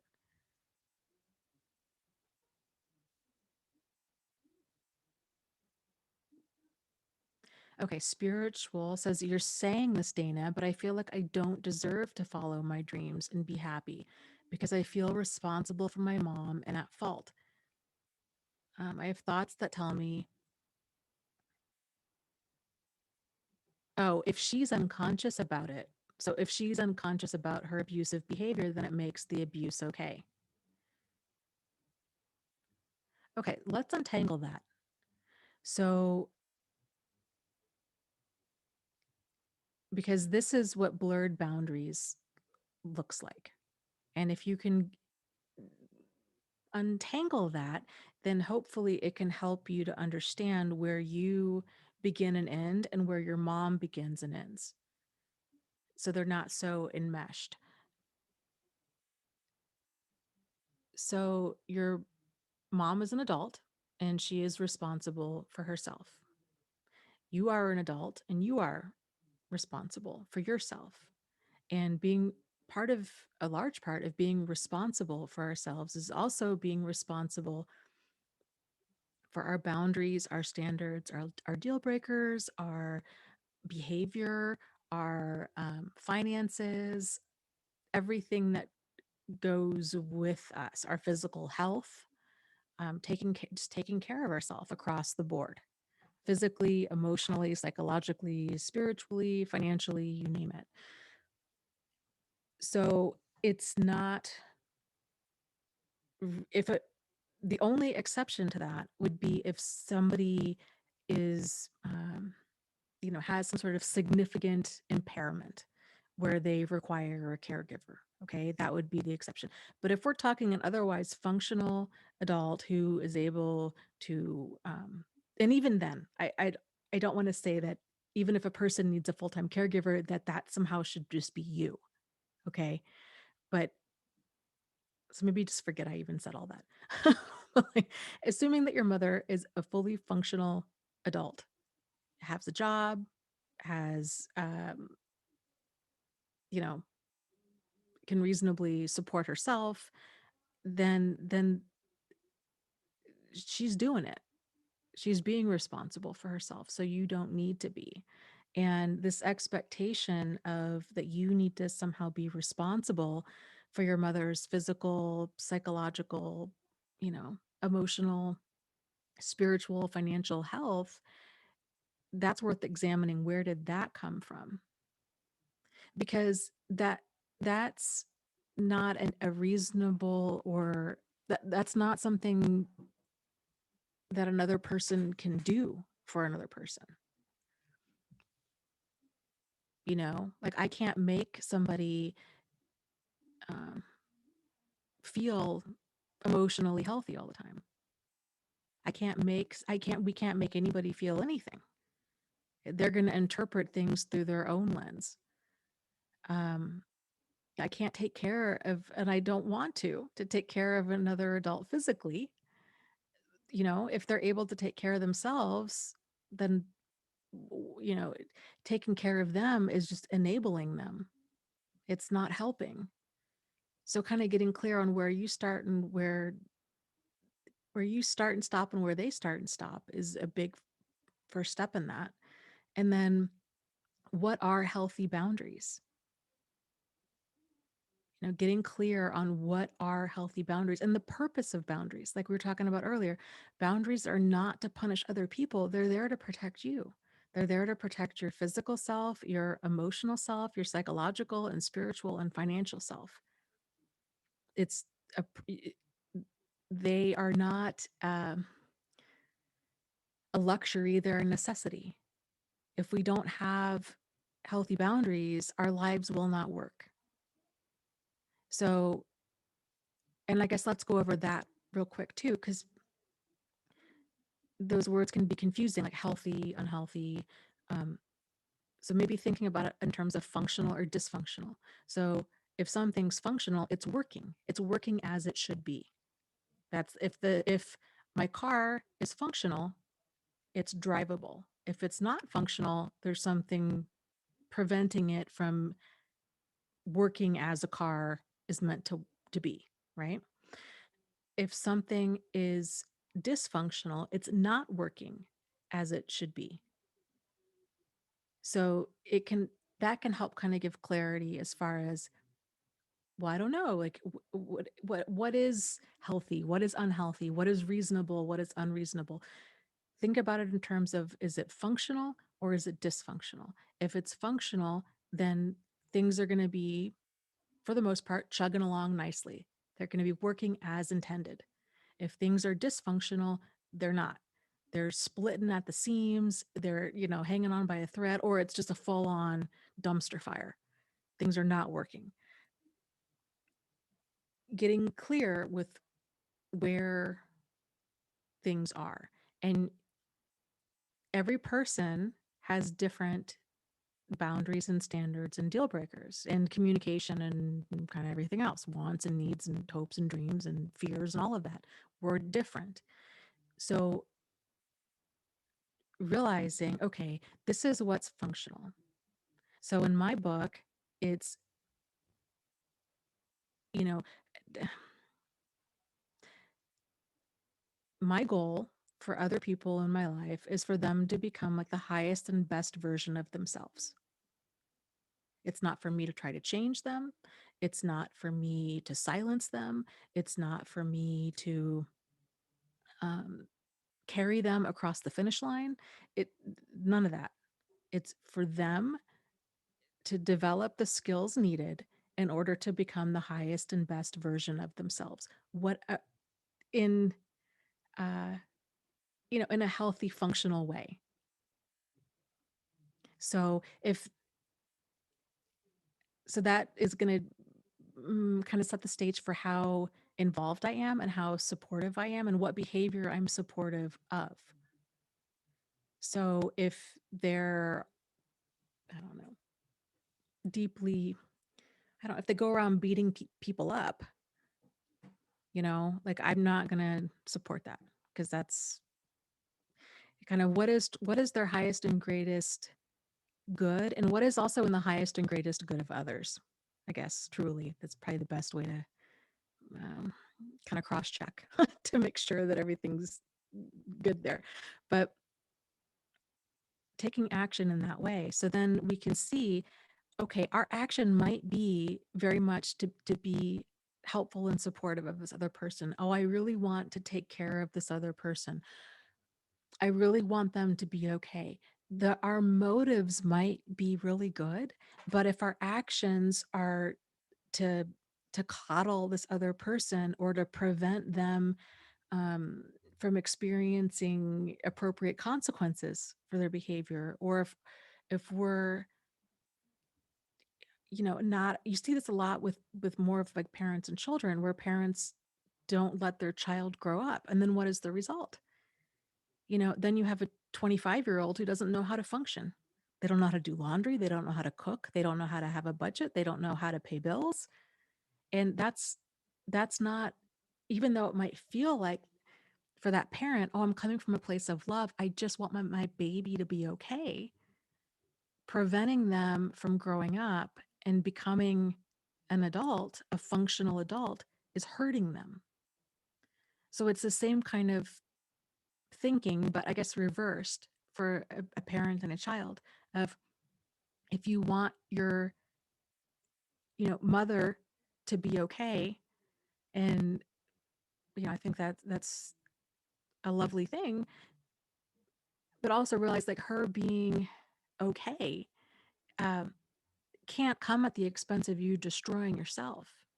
So this is where those boundaries come into play of, okay, I really want to be here for obligation, for whatever reason, ideally from a place of, we're taking action from a place of like um, care and concern, not from a place of guilt and obligation, but a place of like, I want to do this for whatever reason that's coming from within.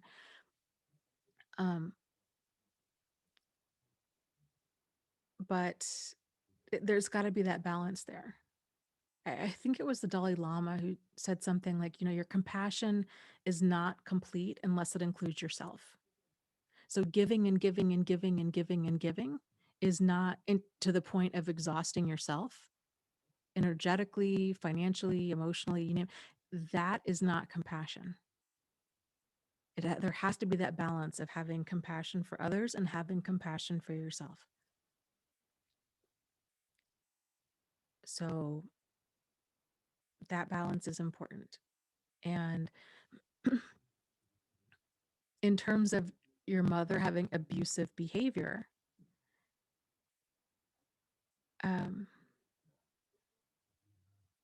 okay. So you're saying, I don't deserve to follow my dreams and be happy because I feel responsible for my mom. Okay, so I guess I would get clear on like what are you feeling responsible for your mom? And how does that interact? Where is the crossroads with your dreams and happiness and your responsibility for your mother come into play? Because I guess in my mind, those are in two very different zip codes, and there isn't an intersection there. So where is that intersection? Why do these two things intersect for you? I guess is my question. And then the third point you're talking about is, if your mother's unconscious about her abusive behavior, then it somehow makes the abuse okay. Well, no, it doesn't, because abuse is never okay. And regardless of how conscious or unconscious she is about it, doesn't make the outcome any less problematic. Just like, for example, my personal story here, my grandmother had Alzheimer's. She lived with us when I was younger, and she would, for a while, would leave the stove on. This was a fire hazard. Okay. Um, my grandma was a very lovely woman and wouldn't hurt a fly. She was an absolute sweetheart. But that didn't mean, even though her actions she wasn't consciously trying to burn the house down, we were moving in that direction. Like, if we didn't intercept that and have boundaries there, and work to change what we could control with the situation, it would have ended up very bad, right? So it doesn't matter what somebody's intentions are if the outcome is still dangerous and destructive. So if your mom has abusive behavior and it's coming from a place of unconsciousness, right? Where maybe she's acting out the behavior that she grew up with, or whatever it might be. She had a lot of trauma in her life, and now, she's um, just very erratic and emotional and abusive and just a live wire. Well, um, it's important to see, okay, this is where my mom is. This is her limitation. It's tragic that these things happened in her life, but that doesn't mean that I can accept that this is her limitation, but I don't need to tolerate this behavior. When we accept this is the person's limitation, and it's not about you, That's the thing. It's not about you. It's not about me. It's not about us. It's about them. Everybody's behavior is about them, even though it feels personal because it comes out onto us. But it's truly about them. So, normal, quote unquote, normal, happy, healthy, well-adjusted people don't go around destroying other people. And so when somebody does do that, it's not because the other person deserved it. It's just like that abusive mentality of, oh, well, um, you forgot to buy bread at the store. So that's why I yelled at you. Well, that's why I pushed you. That's why I did X, Y, and Z. It doesn't matter. They were frustrated. Just because they were frustrated and you made a mistake. You forgot to buy bread at the store, even though that mistake did happen and they're frustrated by that, it doesn't make their behavior okay. And them deciding that it's somehow appropriate and reasonable to then, call you names or become physical that's a reflection of their thinking about it. Because you could have 10 different people experience the same event and have 10 very different responses to it. This is where it goes with being responsible and accountable for our behavior.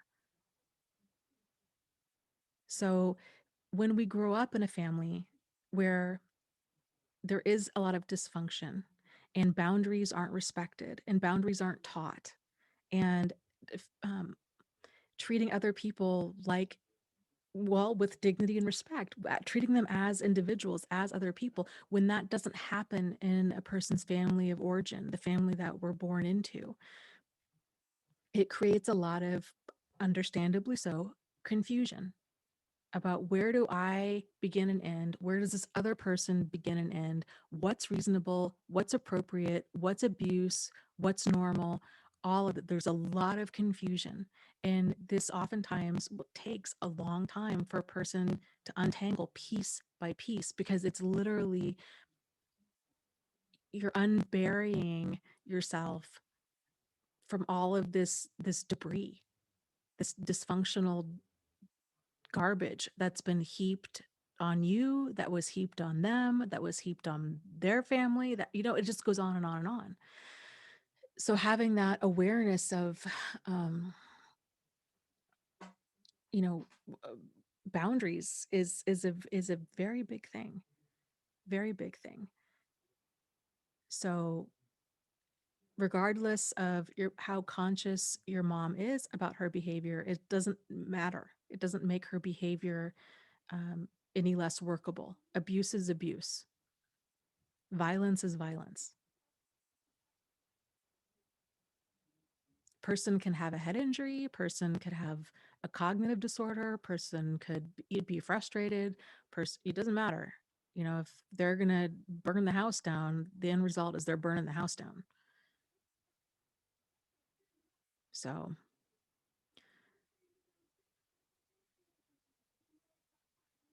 um,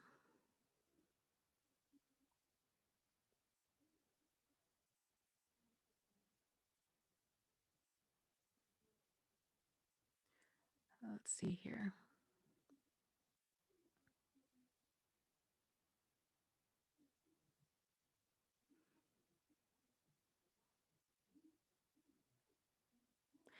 My book, people are talking about guilt and stuff.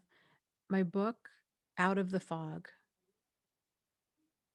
um, addresses a lot of this. There was a fantastic book that sparked the concept of that book. And I'm drawing a blank on it right now, which makes me very sad because it's fantastic. It's where the concept of the fog came from. The fog stands for fear, obligation, and guilt. And these are three emotions that tend to really get preyed upon and played upon by other people. And they're uh, big drivers of our behavior if we're not aware of what's driving them. So once we're aware, I mean, awareness is like half the battle. So being aware of, oh my gosh, I've been taking action from fear, obligation, and guilt. This is not healthy. And so what's healthy is to be like, okay, what is comfortable for me?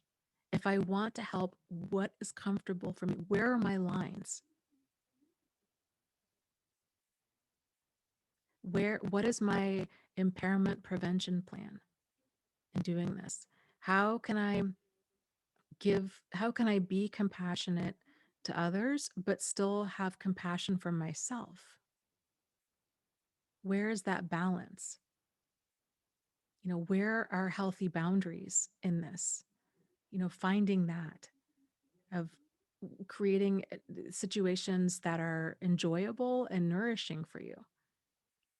Because I really fully believe the purpose of life is for every living thing to become its highest and best expression of itself. Like, if evolution has taught us anything, it's that. So,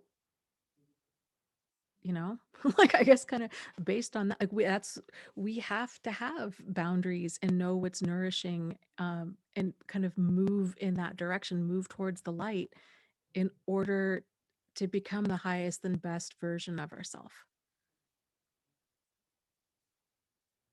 you know and it's not just I mean, this might, okay, just bear with me here, but this might sound like a little much. I think, we talk about moving towards your highest and best self.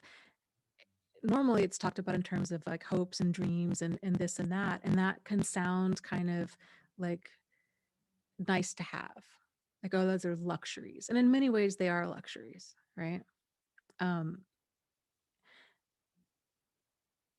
but I think that that's really the big purpose. If you're at a place, if you're fortunate enough to live in a place where you are able to move towards, you're able to get out of survival mode, you have the basics met, food, clothing, shelter, right? And you're able to start moving towards like those higher level needs, then it's not just,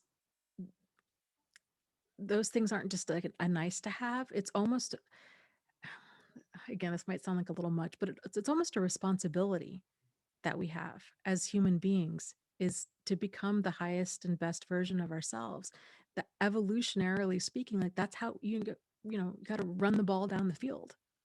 So that's each of our parts to it. So following our dreams isn't this just like woo woo, you know, person running through a field of sunflowers kind of thing. It's important. It's just as important as anything else. We're not here. What is this? There's a saying, something like, we weren't meant to just be on earth to pay bills and then die. Like, and I agree. Like, that's not it. That's not it. So finding that purpose in life um and growing into it. Okay. Oh, well, thanks, Chris. He says, thank you so much for these videos. You have helped me get through some dark times. I'm really glad that these videos could be there for you.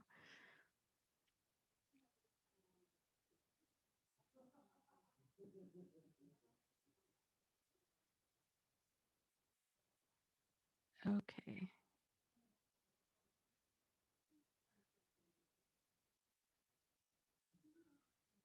Um,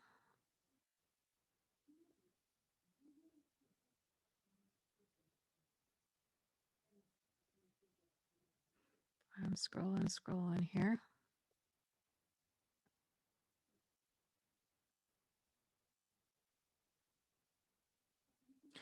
Great question. Monica asks, how are we to become the highest and best version of ourselves when we didn't even know ourselves? Yes, that's the $1,000,000 question, isn't it? So my 2 cents on that is the process starts with getting to know ourselves. And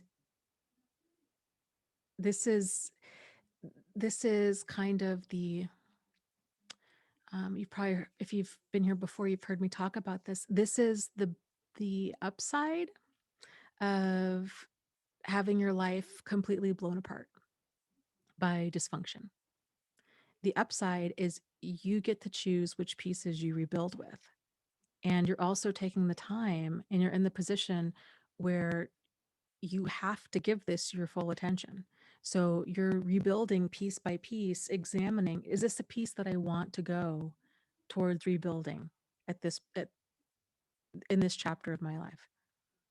People that live a life of like good enough or comfortable enough or uh, kind of mild dysfunction, I guess.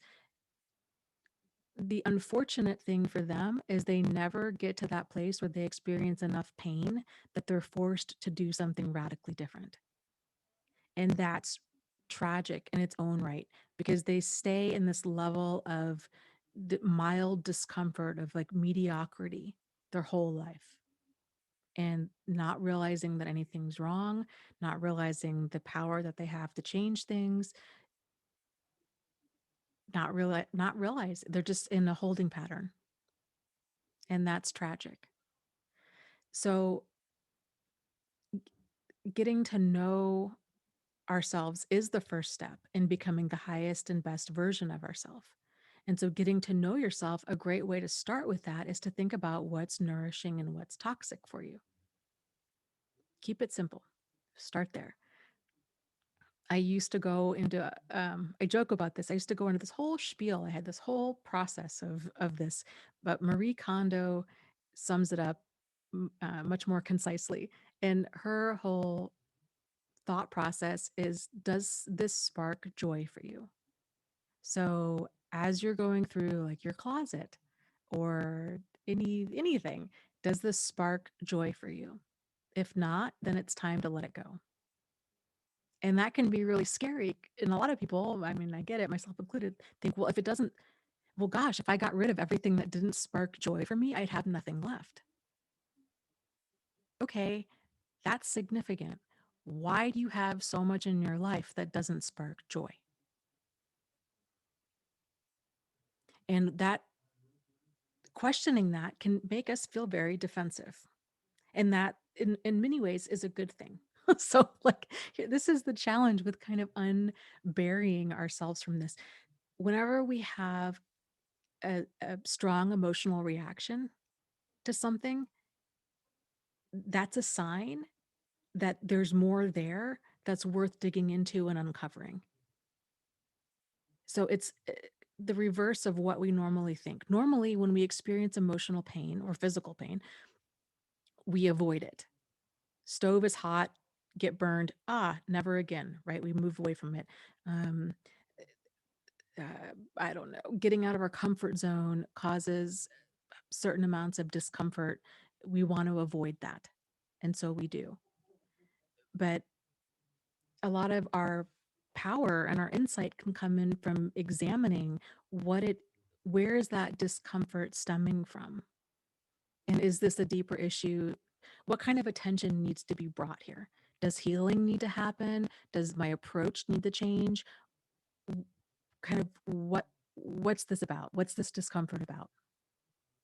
So um, getting clear about that, kind of thinking about, well, okay, well, what sparks joy for you and what doesn't spark joy for you?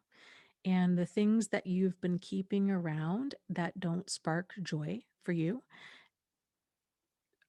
they are often wonderful messengers of kind of limiting thinking that we've picked up. Oh, well, you should be grateful for that. Um, you know, other things, maybe you don't deserve that, or they're too expensive, or, um, you know, kind of it's the settling for crumbs mentality. of don't go for what you really want, go for what's safe, or just be glad for what you have, be glad for what you're given. And then we can feel like a jerk for having an issue with something. So it's it can be hard to kind of break through that, um, and to be honest with ourselves, because there can't, like I said, there can be a lot of um, uncomfortable feelings that surface when we're not satisfied, you know? So let me try to think of some ways that this surfaces. I don't know, maybe you grew up in a home where money was tight or just kind of non-existent. And so then the mentality was you got hand-me-down clothes, you got um you generic food that uh I don't know, from the grocery store. You didn't go out to eat. And it was very much this mentality of you should just be grateful for what we have. And of course you are, right? Because it's something's better than nothing. But as an adult, even if you're making enough money to afford food, you might find that you have a really difficult time uh, spending money on food or on clothes, or in kind of this mentality of that you shouldn't be doing, that doing so is wrong, it's indulgent. So these kinds of things are worth exploring, of if you do have that attitude of crumbs, where did it come from and what ways is it surfacing in your life? So I wrote one of the books I wrote is about self-awareness, and it's a short book. It's like 150 self-awareness questions. You can find it on Amazon or pretty much anywhere. Uh, you look up Dana Morningstar and then self-awareness, and you should be able to find it. And there's questions that are divided up into each section, like emotional, physical, financial, I think spiritual, different areas. And there's kind of, there's a few paragraphs kind of explaining what this section of our life is, and then questions to kind of start you on that process of diving deeper and getting curious and doing that self exploration that's needed.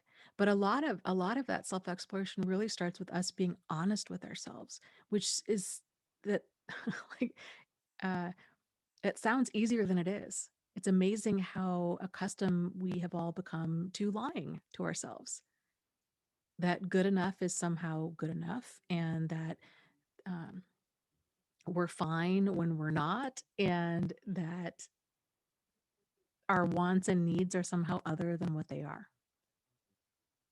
And that's a process of getting honest with ourselves and admitting what we really want.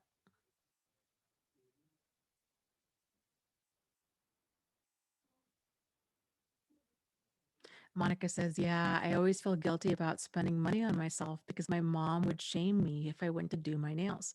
She'd be like, oh, you're making a lot of money to do all that. Um, she will claim that too bad she has responsibilities that does not allow her to do her nails.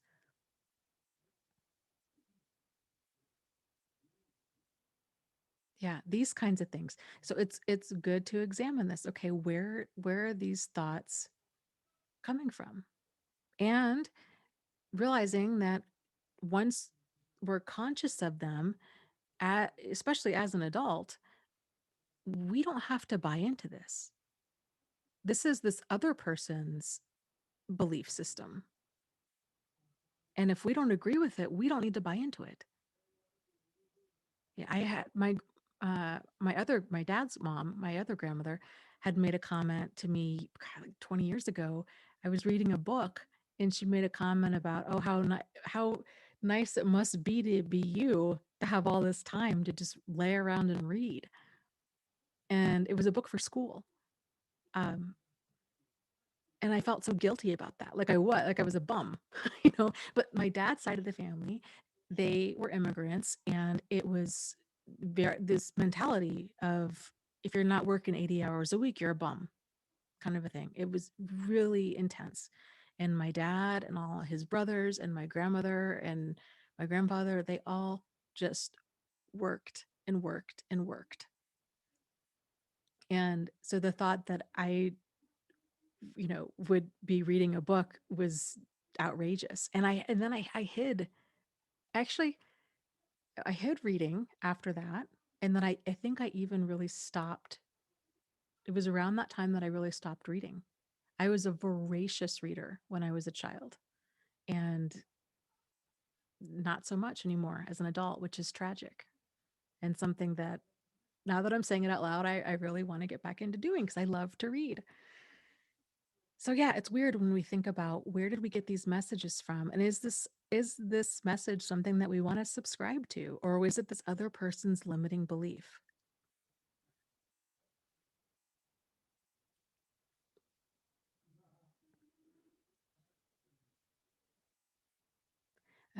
Magalodora says, yeah, I totally have an issue spending money. And he says, I grew up poor too. That's where it comes from, like dirt poor. Yeah.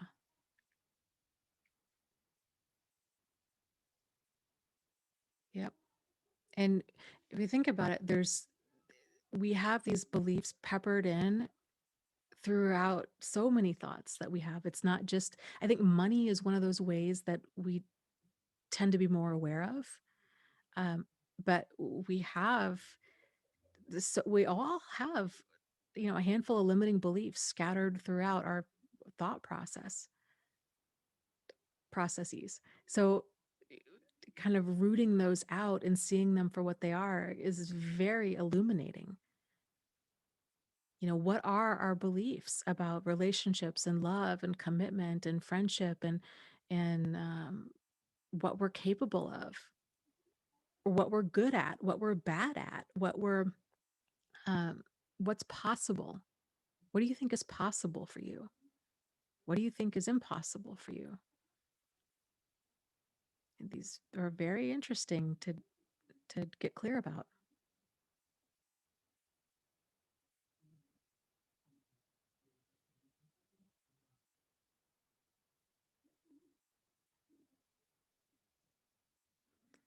Um, let's see here.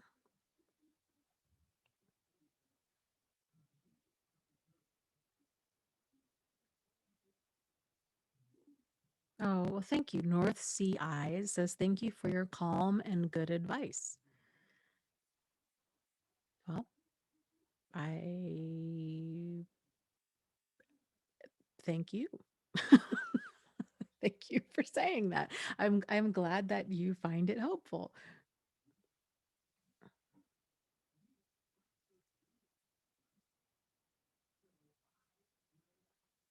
Let's see. Let me scroll down here.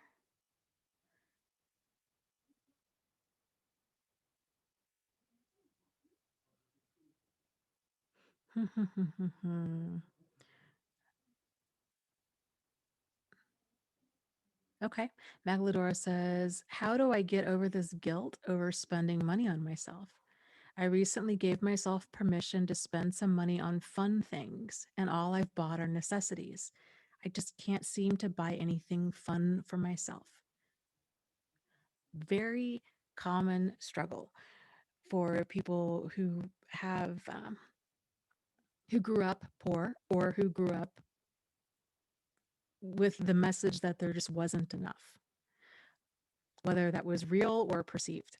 So here's what I would encourage you to do, is not just give yourself permission to buy something fun, put it in your budget. Think of it in terms of um, impairment prevention. Fun is fun stuff is just as important as anything else. It helps relieve stress. It helps us tap into our creativity, our enjoyment. It is a very valid and important thing in our life. It's important to have fun and to spend money on fun. And I strongly encourage you to budget for fun. So instead of doing what so many of us do, which is, uh, you have a certain amount of money coming in and you have a certain amount of money going out, and then you subtract that and you're like, okay, well, this is the amount I have left. And if there's anything that's left, then that goes into, well, okay, this is just, spending money or whatever. But you're not making it a priority. And that's the problem. So shuffling things around, and it doesn't have to be a substantial amount of money, but shuffling things around, you're like, okay, this is just fun money, whatever that might be. Maybe it's indulging in, you're going to go buy a show on Netflix. I will tell you, my big indulgence lately, I have been buying and binge watching Ink Master. I am addicted to that show. I don't know why. I don't have tattoos. I don't even particularly like tattoos. I have nothing against tattoos, but my God, I am hooked on that show. So that's my like kind of guilty pleasure, is to spend the $20 and to watch, um, a season of the show. And to realize, okay, this is how uh, I decompress. I guess that's the appeal. Is it's so totally different than the stuff that I deal with day in and day out, which is heavy. So it's like, okay, I'm gonna go just look at art and tattoos and kind of enter into this world that's so far away from mine. And uh, yeah, just, you know, I'm going to eat some edamame and watch Ink Masters. And that's what I do. So, finding that thing for you hopefully is maybe a little bit more exciting than what I'm doing. But, um, you know, it's okay. It's okay to spend money. It's important to spend money on having fun and decompressing and actually living life, which hopefully after this pandemic gets more under control, we can start doing. Yeah, right? Cecilia says, let's normalize not feeling guilty over things we enjoy. I love it. I agree completely.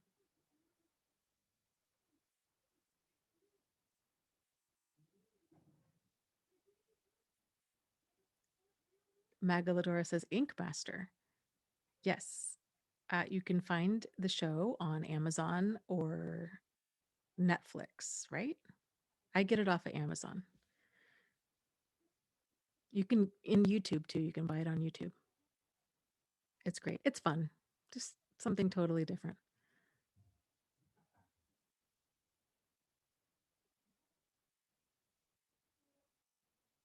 Huffle Mom, people are talking about tattoos now. She says, I don't mind appreciating a well applied tattoo. I could never get one myself.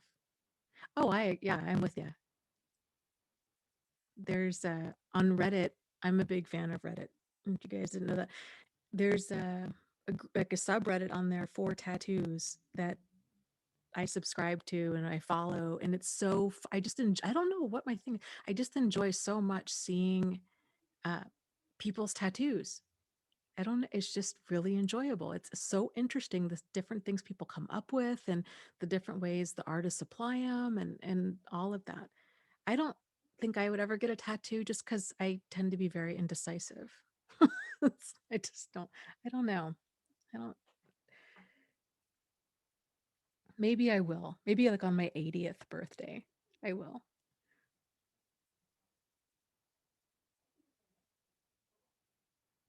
Oh, I love that. Elle says we should all name something we'd love to do, a dream thing that we've been denying ourselves.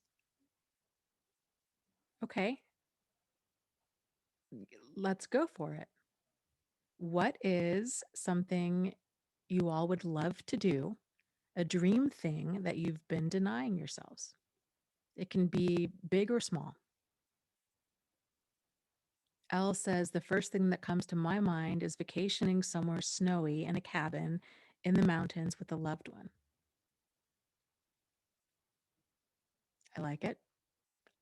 I would say mine is allowing myself to just take a vacation.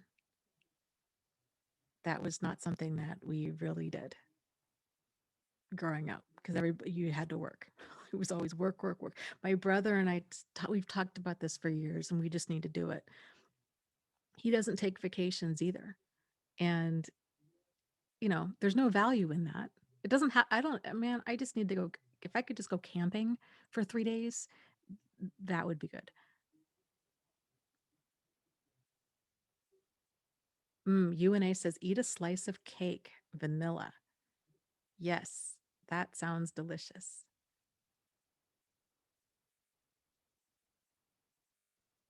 Oh, I love that, Huffle Mom. She says, I love sharing stories. I would love to be able to entrance a group of people with the story I've collected into my head. Very cool. Magladora says, I would love to buy this easel I've had my eye on ever since I saw it. It's a high quality Italian easel, but it's like $1,000. An interested said, Hawaii would be nice. Okay, yeah, we're talking vacations. I like it. Grandpappy says, I will take you camping. Bonnie says, camping, danger of skeeters and skunks, lol.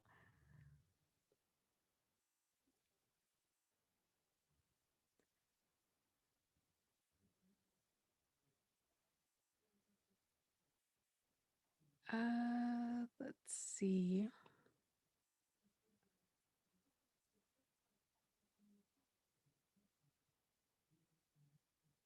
That's good. Embers says, my dream, publish my book on helping women heal from domestic violence through post-traumatic growth, expressive arts techniques. I love it. I really love it.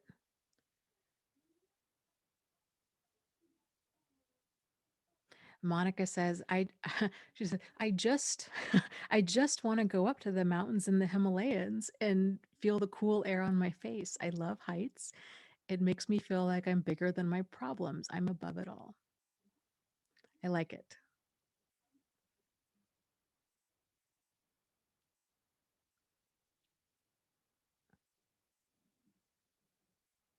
Candy says, I've always wanted to visit New York City. And hello. Well, hello, Candy.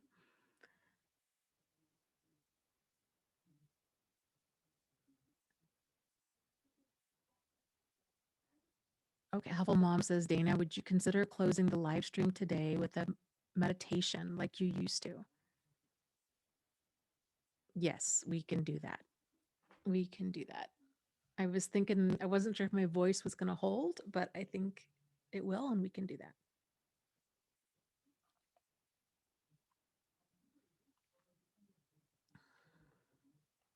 Corey says, I had to learn to be myself, which starts with self care and spoiling myself. Not always with money, sometimes cooking a great meal just for myself. Road Wonder says, I would go skydiving. UNA says, ooh, the Himalayas. Let's all go. Yes, let's all go. We could bring vanilla cake and celebrate up there.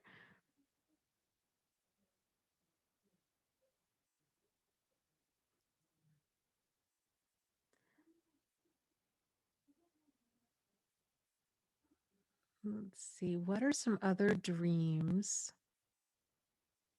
or wants, I guess, that you guys have that you could make a reality in like the next week?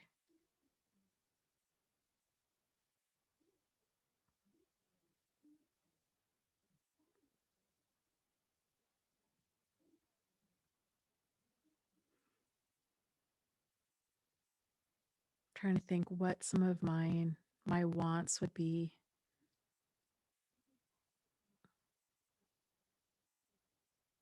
Okay, well, one of my I had got my hair cut and colored today, so I mean, it's like basic upkeep, but that I still struggle with that.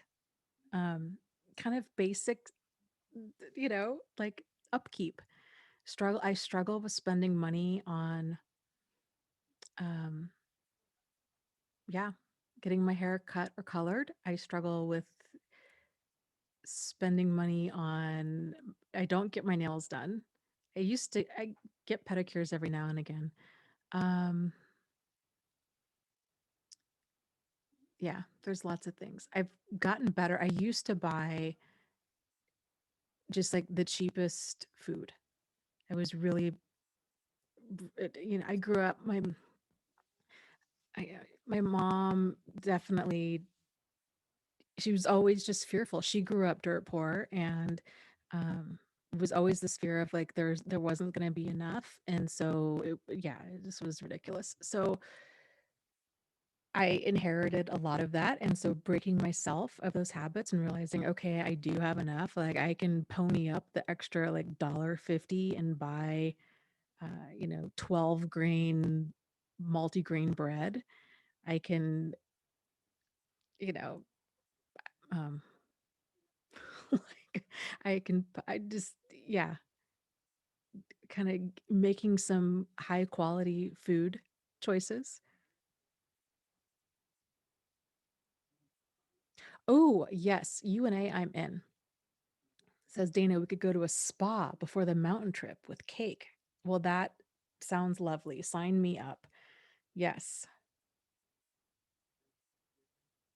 Oh, how cool. Happy Camper says, I just started a Zoom Tai Chi class. I had to stop myself from inviting my 8-year-old to join in. He would have been welcome, but I had to give myself this one thing since it's only been us and the dog. Oh, I love that. Yeah, that is neat. I wonder if they have like a kids class or something that he could go to.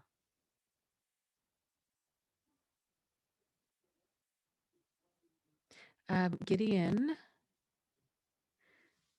says, just FYI, that's one of my favorite names, by the way. Gideon says, my only concern is the fear of losing money on divorce proceedings over my narcissistic wife. Please help on how to get rid of this. So, this kind of goes back to, is this a valid concern? I would think that it probably is. So, this isn't just a random fear, like a misplaced fear. Like it's a legitimate concern that it's going to be an expensive divorce. So, um, kind of putting as much of a face, getting as much clarity as you can about cost and ways to kind of keep it down, um, would be one of those ways to kind of think about to help with, okay, how can I make this divorce as smooth and as simple and as not as cost, as inexpensive as possible, kind of a thing. So a conversation with your attorney would be a good idea about that. And, um, you know, kind of coming up with, her better than we do. So, uh, kind of getting clear, like picking and choosing your battles. And I always find it's helpful um, with high conflict people to to do to move forward in small chunks. So maybe giving, and again, talk to your attorney about this, but giving her, starting off with like a whole list of things of, okay, these are all of my terms and conditions. Odds are she's not going to agree. Odds are nobody's going to agree to all of them, right? I mean, that's just part of divorce is negotiation. So instead of going at it with everything right up front, thinking about the ones that mean uh, the most to you, that you think, okay, these are like the low hanging fruit. These are some of the things that mean the most to me that I don't think she's going to fight me too much on. Get all that in one document, and then get that agreed upon, and then kind of in process and then start on the next one. So it just it can run smoother that way. Um, does that make sense? So that would be one strategy I would attempt. Pick and choose your battles, kind of prioritize the stuff that you think that she's going to be more amicable over. Go with that. Build momentum with that too. So things that she's going to be agreeable on or that she's wanting that you're willing to negotiate on, kind of starting with that. And then think too, like, okay, well, unfortunately, and this is difficult, but unfortunately, um, it can, well, it can really help to know your opponent, kind of a thing. So know what makes them tick, know what they want, and know what pushes their buttons. And ideally, in these types of situations, avoid pushing buttons and kind of do more of like that placating or pleasing of their ego. So it's just strategy. It's just strategy. So you can be right and you can be assertive with some things, but setting being straight up and holding your ground and doing all of that can be a lot more expensive and more trouble than it's worth. So, like I said, picking and choosing your battles and thinking about um, niceness as a strategy to just getting through this.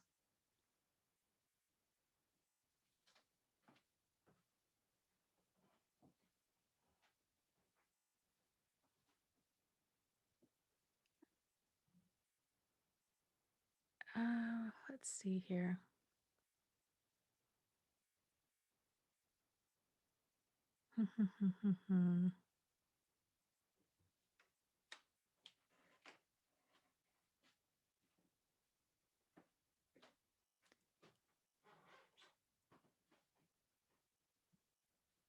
Let's see. Scrolling.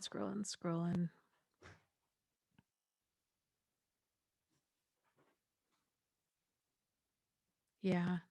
Magalodora says, Dana, when I got divorced, I just walked away with a shirt on my back. It was much easier than fighting for anything.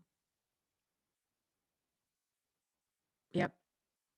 And sometimes it is, that's why I say you could just kind of pick and choose your battles and also kind of assign a cost to your mental health. So yes, I mean, and there's certain, and I get it. If you've been um, treated horribly by this person, it can feel just like further re-victimization to then let them have more than they're um, legally entitled to. I absolutely get that. But then thinking about, okay, what is your mental health worth? So if you're fighting over this, I don't know, dinner table that I don't know, costs, let's say it costs $5,000, and you're like, okay, no, I'm only gonna, we're gonna break this down. It's gonna be 2,500 each, and here's the value, and you get half, and I get half, and they don't want it, and da da da da da. Thinking, okay, what is the attorney cost on this to fight this? What is my mental health cost? What is it going to cost to move this thing? And is it in the end, when we're looking black and white, numbers on paper, does this still make sense? So thinking of it in terms of that way too. And then also thinking, what would your future self want? That's one of the biggest lessons I think I've learned in a lot of this is, you know, when it comes to like anxiety and stress, I guarantee, like, the one thing that I know for sure in this life is that your future self, you will not look back at this time and think, boy, I really wish I would have worried about things more. You're not going to think that. No matter what the situation is, you're not going to think that. You might have wished you would have handled things a little differently, or that you had certain, that you knew then what you know now, but you're not going to wish that you would have worried about things more. So kind of knowing that your future self is never going to think, oh, I really wish I would have stressed out more about this. That your future self is going to, if anything, your future self is going to wish, I really wish I had um like just been more compassionate to myself, or done more self-care. Like, I really wish I would have been better to myself during this time, and like gotten some massages, or took some time off work, or um, made time to veg out. So, so if you think about it, okay, if your future self is going to think that, which your future self probably will, then think, okay, well then why wait to why like, if you know that you're steering into this, like, you don't need to wait to have that regret. Like, you can change things now and be like, okay, if I'm looking back in 5 years from now, how am I gonna wish I handled this situation? And then do that now.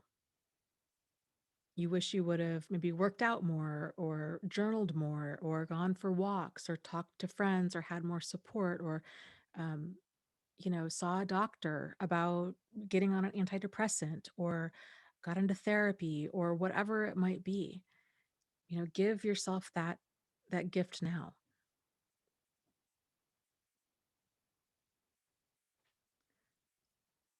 So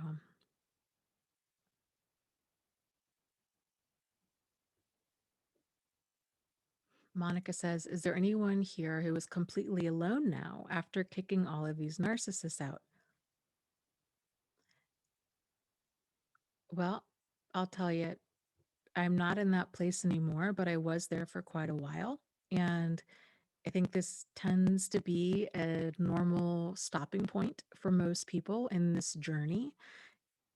Um, and kind of, I guess, hindsight being what it is, or just kind of with more emotional distance than I had before, I think the reason this tends to be a stopping place for so many people is before, when a person is very out of tune with their boundaries. They don't feel that they should have them. They feel boundaries as being mean. They feel that they need to be ever giving of their time and energy and emotions and money and whatnot to other people. When they're living their life without functional boundaries for whatever reason, then it's like having a house and you're just leaving all the doors open and windows open, and then you've got all kinds of living things joining you in that house, right? You might have spiders and grasshoppers and rats and stray animals and random people. I mean, it's just a free for all. Who and what is going to be coming in through the doors and windows if you leave them all open? It's like that if we don't have functional boundaries. Without its functional boundaries would be the equivalent of the doors and windows, right? So if we don't have functional boundaries, then we've got a whole mixed bag of people in our life. And so when that happens, then they realize it. They're like, oh my gosh, this horrible relationship happened, and um, opened my eyes to a lot of this, and now I'm kind of going down this bunny trail, and I thought I was just trying to heal from this like sociopathic person, and now that I was trying to figure out my anxiety, but somehow I stumbled across like boundaries, and now I'm kind of exploring this, um and then what happens is, then they swing to the opposite end. I refer to this part of the process as getting your sea legs. So it's like the boat is, way to the left, and then it lurches way to the right. And then it takes a little while to just kind of get your footing. And so when it lurches the other direction, it's kind of this clearing, it's getting everything out. It's getting all of the unwanted stuff out of our space. And that can be a very difficult and a very lonely time. Unfortunately, it tends to be, I think, needed more often than not. It's just starting over, because these relationships that we've had and friendships, a lot of them have been only working because we've had a lack of boundaries, and we've been very passive and go with the flow, and you know uh, kind of acquiescing to this other person. And these relationships will only work if we don't have boundaries. And so um, then we start building new relationships. This is the challenge, though, is realizing um, that in order for relationships to be healthy, like we don't find a healthy relationship. I think that's significant and worth noting. A healthy relationship is something that's created.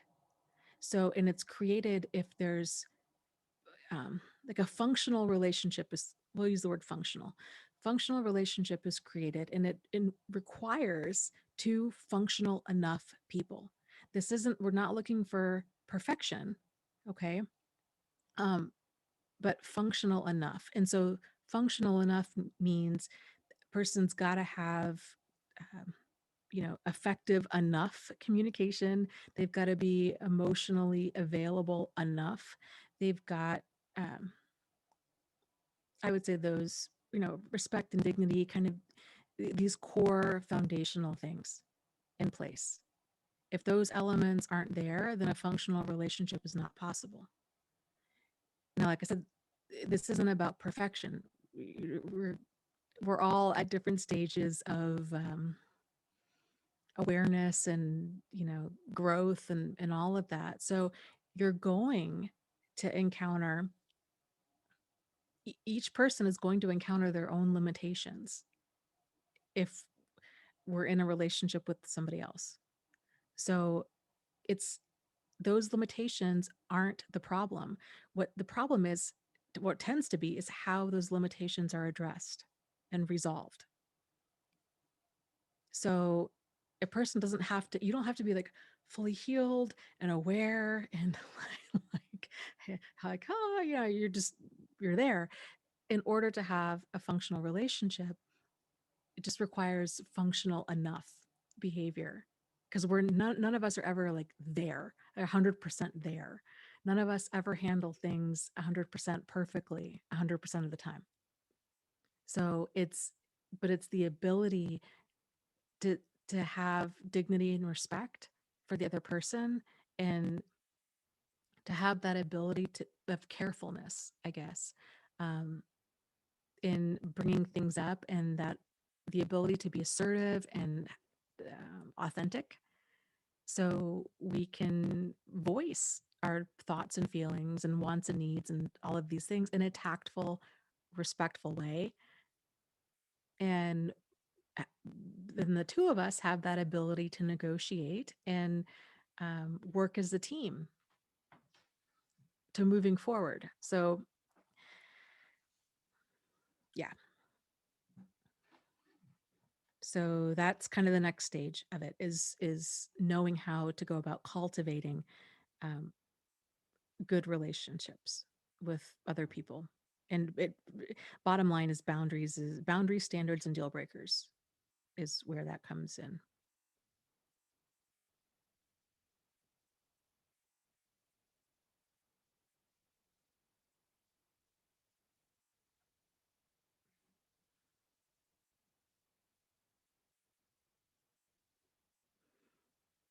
Um,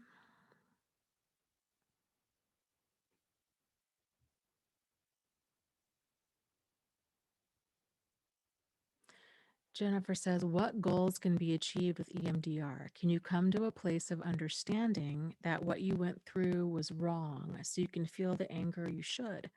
Or does it work in the other way around? That's a great question.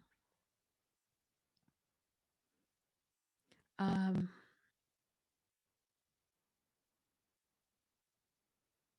I don't know, to be honest with you. I don't No, my understanding of EMDR is that it's more of a, it helps a person process trauma, not so, but I could be wrong, but it's not so much with the getting in tune with the emotions. It's more of processing the event and the emotions that are already there.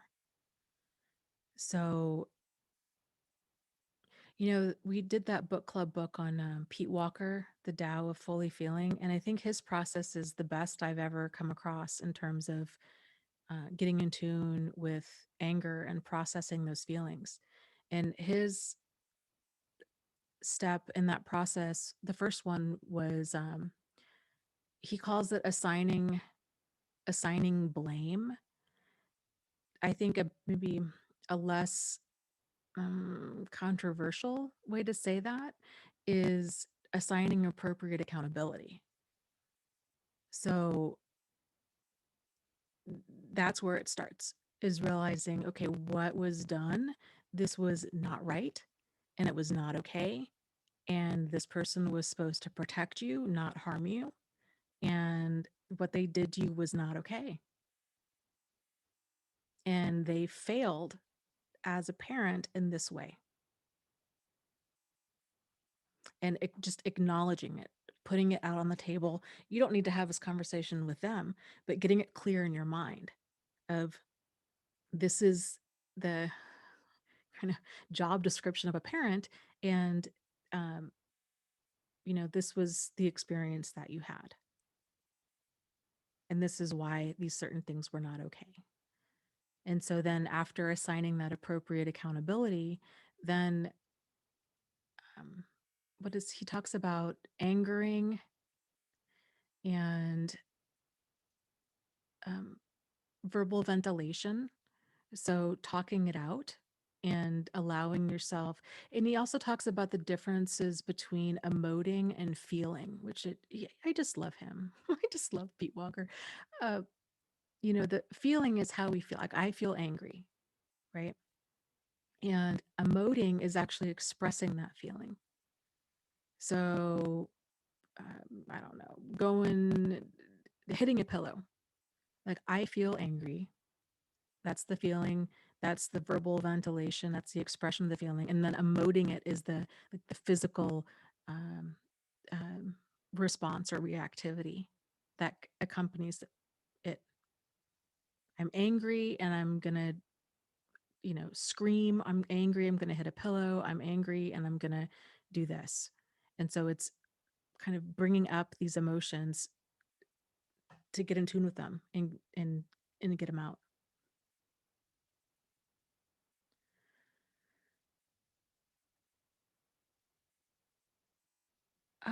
We'll do one more question real quick, and then we'll go on to the meditation.